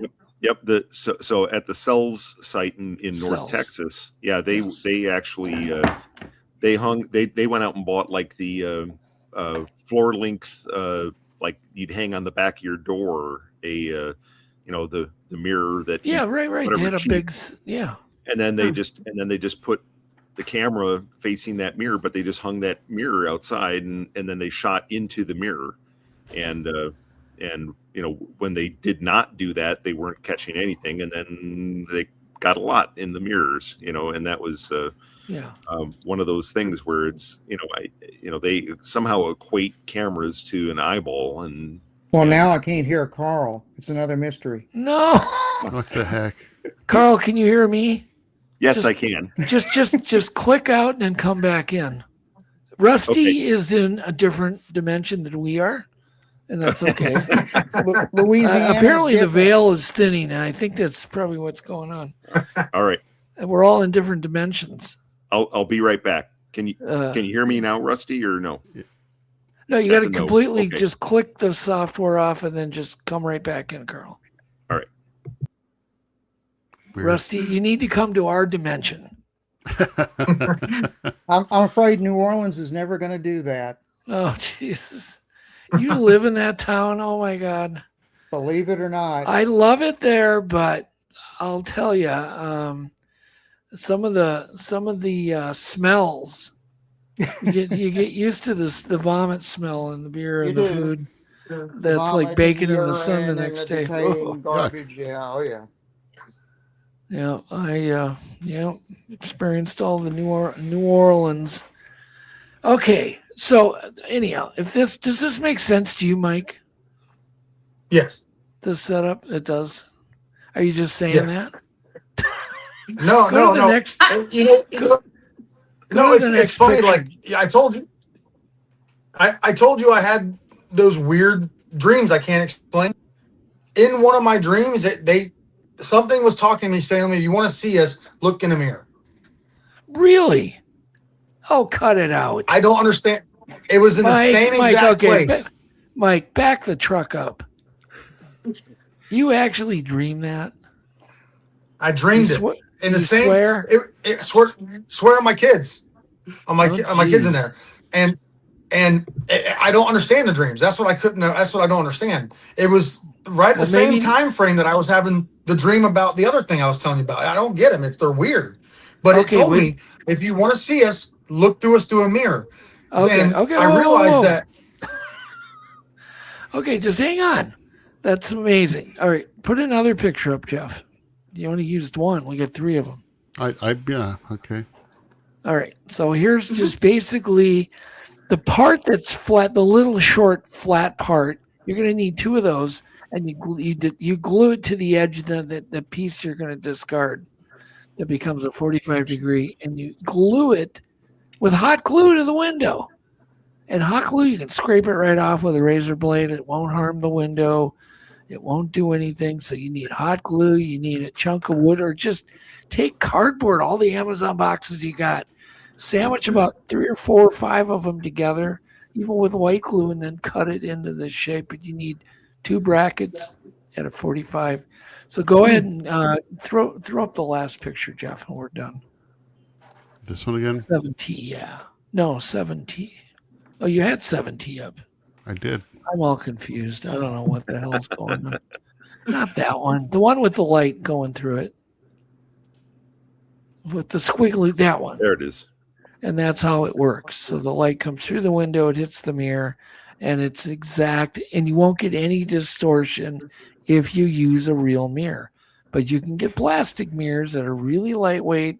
You can cut it with a scissors, and it will work, but you will get a little distortion. Okay.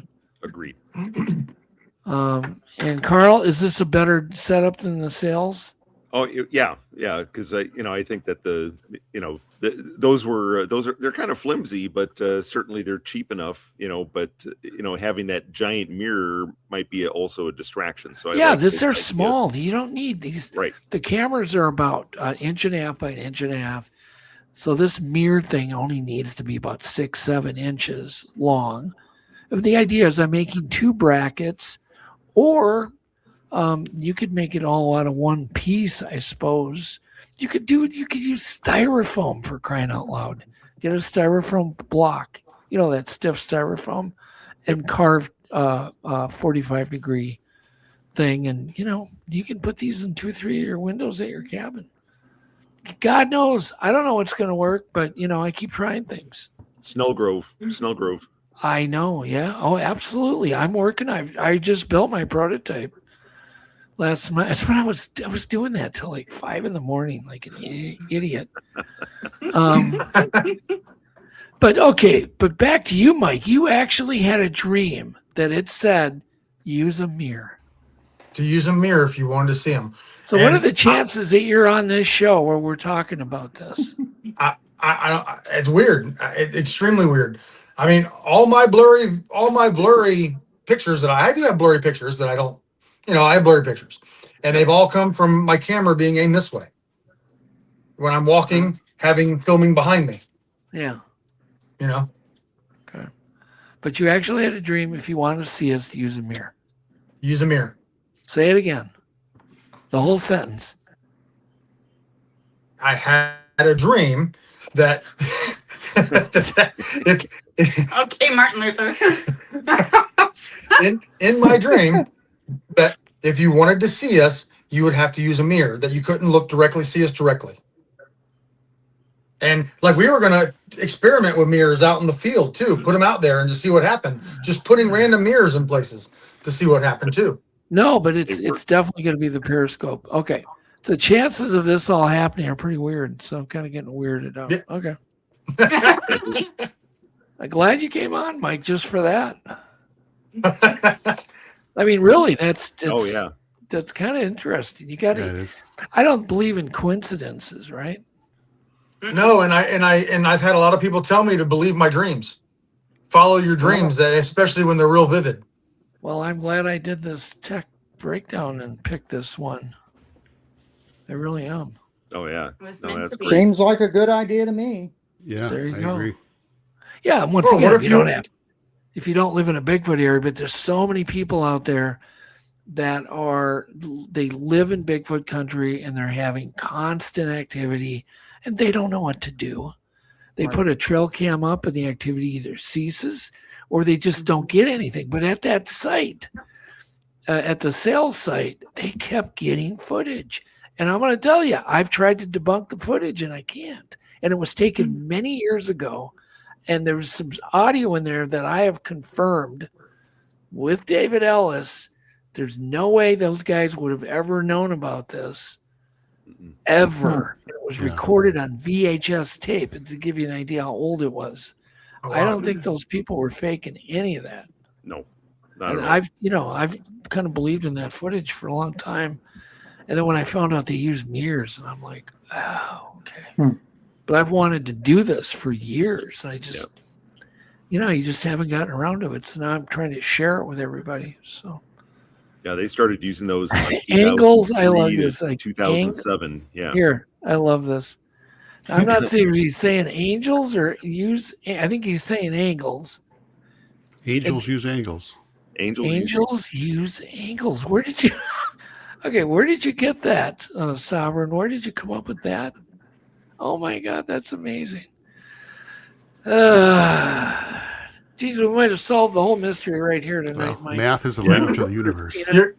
You're giving me ideas for trying some new camera traps. I tell you that. Like, getting some ideas are going off. Oh my God, Adam's asking me to send him a certain song. He's we want to listen to it. I'm like, okay. What Does else it have do we anything got? to do with rocking horses? No. No, okay. So we went to the Minnesota Bigfoot conference, Rusty and Mike and Christina, and I booked Adam on purpose in the children's room with a rocking horse and little Disney characters. Little bunk beds, yeah. Little bunk beds with no padding. And oh man, he was such a good sport about it. He was a good sport about it. He hopped right on that rocking horse, and I took video of him. And oh man, That was a fun weekend. It was. Yeah, we had fun. Then he went down to the bar and told the bartender what I did to him.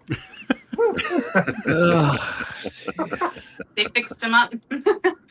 I at times I do play a good-natured prank now and then. Yeah, it was awesome. Yeah. Anyhow, you were there, right, Carl? Yep. You're lucky I didn't book that room for you. I know. You wouldn't even have fit in the bunk bed. I wouldn't have at all. Okay, so I still want to know this. Angels use angles. I need to know what you meant by that. It's insightful. That's really just I'm looking at that going, what? It just makes so much, when you see something that just kind of clicks, and that statement is cool. That's a cool statement. Is it angles or is it angles of? It's angels use angles. Right, the angles you're looking at something? Or angle? No, angles like this mirror. The mirror is it's an angle. Yeah. It's a Angle. 45-degree angle. Yeah. Mm-hmm. It fits with what your dream was too, Mike. See, I'm just taking a bunch of unverified crap and blending it together to create diarrhea. That's what we do. That's what we do. I've now created brain diarrhea. Well, as long as you add a little tequila to that, you're good. A little Patron. Yeah. Patron. See, unverified crap. But I love that. That does play a role in the crap. Yeah, absolutely. Fake as funk too. Yeah, we didn't get into that. Should we do our clips really quick? You guys can comment on this stuff. Trust me, you're all co-hosts now. You're all been. Yeah, That's right. I kind of lost track of my notes here. You lost track of your notes. Yeah. How did Got a lot going on here, but yeah, I can do some clips. Yeah, well, it's real quick. I only have like 5 or 6. Okay. Are you ready? Yeah.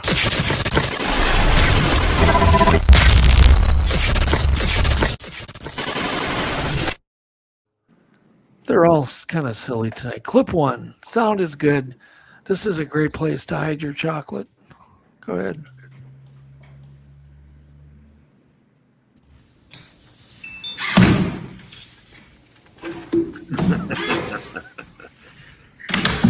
I want that. Yeah. And you open it with the magnet. That's so cool. Yeah. All right, clip 2. Sound is good. Hopefully this answers all of your questions. All of them. Every question you could ever have, this will answer it.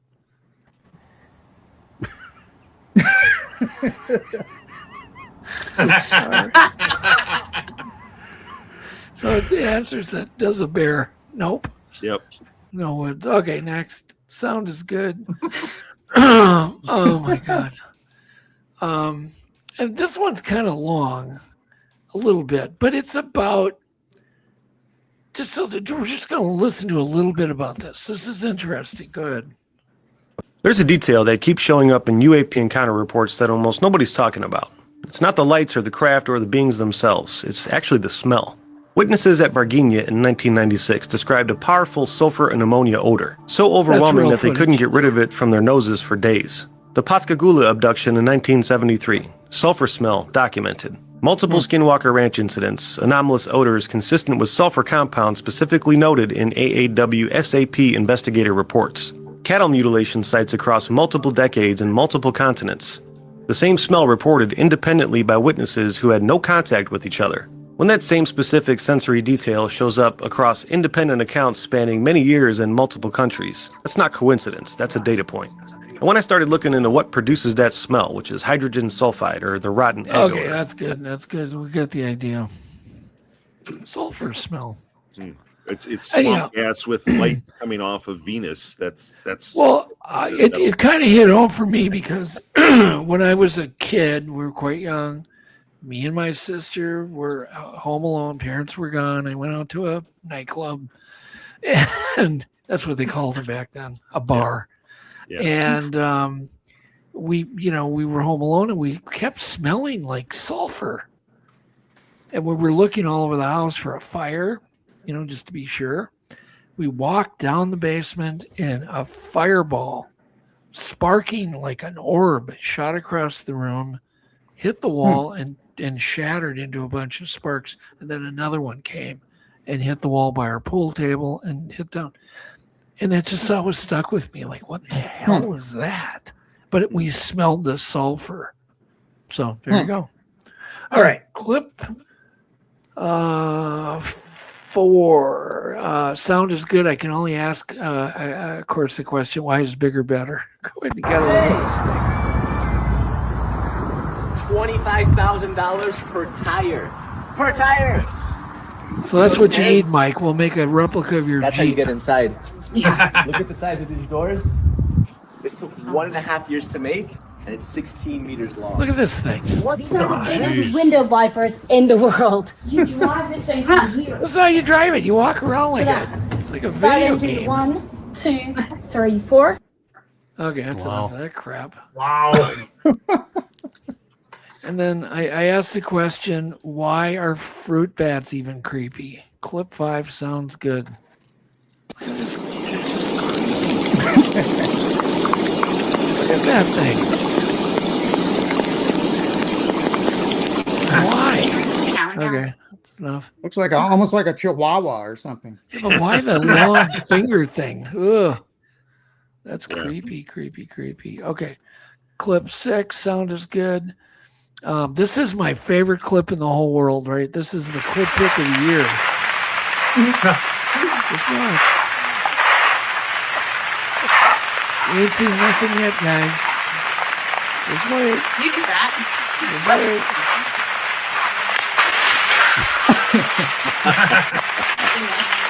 Look at the embarrassed look on his face. Oh my God. That's pretty good. Play that one more was time, good. Jeff. Just the part where he misses the tree. Oh my God. Look for the. Because he's like, I guess my back still itches. Oh God, that's something I would do. Okay, that's good. And then clip 7, sound is good. This is I want to get people's opinion on this because man, this is so controversial. I'm sure a lot of you have already seen it, but it's no way it's the same guy. The teeth are different. I've studied the teeth forensically. They're completely different set of teeth, front and or the top teeth and the bottom teeth. The wrinkles aren't in the right place. Everything's different. But the question is, why would this be done? Go ahead.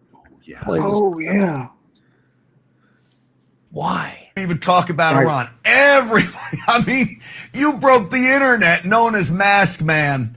Can you pull on your face or something for me, sir? What was going on there? Grant, it's just a distraction from the important subject we want to talk about, Iran. And at a time like now, we need to be focused on that problem with the president. He's got a challenge on his hand. Admiral, Hold on a second. You realize if you answer like that, this is going to send the internet into the stratosphere if you don't tell me what was going on. And you know I love you, and I know you're an American hero, and I don't think you were wearing a mask. But just tell me something so I can let It can't be. It wasn't him in the mask. That's just it. He's not lying. It was The someone else internet's with not his my face. problem. Okay, I'm here to talk about it. Oh, he won't answer the The question. internet's Yeah, good weird. too. No, okay, just it's enough. But I'm sure you've all seen it. But my Yeah. point, I want to make a statement. It is not the same guy. Like, it's just not. So it is somebody else wearing a mask. I have confirmed that through forensics. Wow. Like, I put some time into it because I'm like, why would someone else impersonate him? Exactly. That doesn't make sense. What would, if he's alive and he's obviously a good talker, he's a real admiral, why would they use a sub? Is they trying to pull some bullshit on us to see if we noticed? And then that there was the malfunction at the neckline, and that kind of gave it away. But or are they just wondering how we're going to react to whatever? It's just a mind game. Whatever. The question. But Strange. if you have opinions, leave them in the comments, please. Yeah, I mean, there was other things too. He's like, not even were the wrinkles in the wrong place, but there were no wrinkles. Yeah. So I want to know why. I think that's it. That's all I had for clips. That's it. Okay. So we did everything that we said we were going to do. We did. I hate that. Well, yeah, of course, I did trivia with the 300, right? I don't know how I came up with all those, but we have 300 base trivia.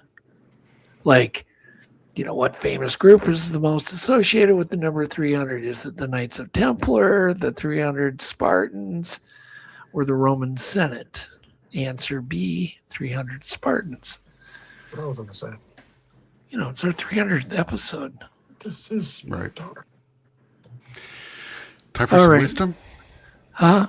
Time for some wisdom? Yeah, I suppose we should. Yeah. Let's wrap this up. Show number 300 in the books. Yeah, it's in the books. If anybody has something they want to say it.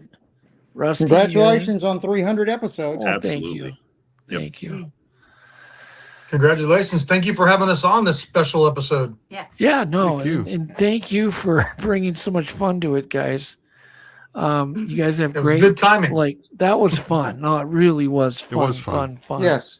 I loved it, and I wish you guys just a ton of luck having family fun. And god dang it, I wish more families would do stuff with their kids. Yep. Yeah. Agreed.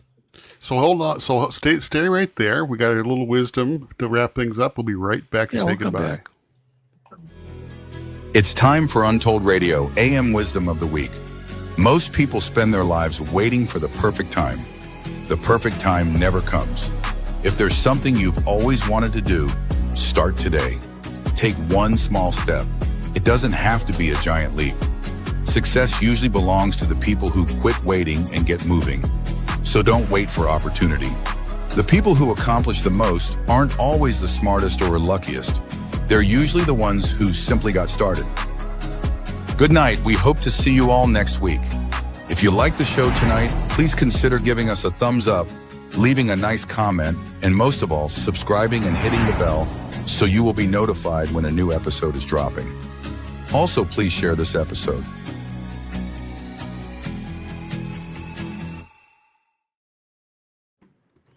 And we're back. Now we're back. So how do we want to wrap this up? Who wants the last word? Okay, Mike, you be quiet. Let Christina talk. Be quiet, Mike. We're gonna wrap this thing up. Yeah. Is that all? Is that it? But thank you, Christina. Thank you. I've been joking around a lot too much. It's because I'm all slap happy. But it was great having you guys on. Yeah. And I wish you guys the best of luck. And it's just, I don't know. I can't say enough. It's a good thing, both in your relationship and your kids. It's like, Yeah, that was great. what to more see. do A you lot of fun. want? Yep. Good for you. Treat her good, Mike. Thank you. Thank you. Hopefully, don't be strangers. If you guys want us to come back and share some stuff anytime, we're always happy to do Oh, it. yeah. Well, if you tell me if something's going on. Yeah. Something's going on. We may but- come to see When you in are you coming to Florida visit? sometime. What's that?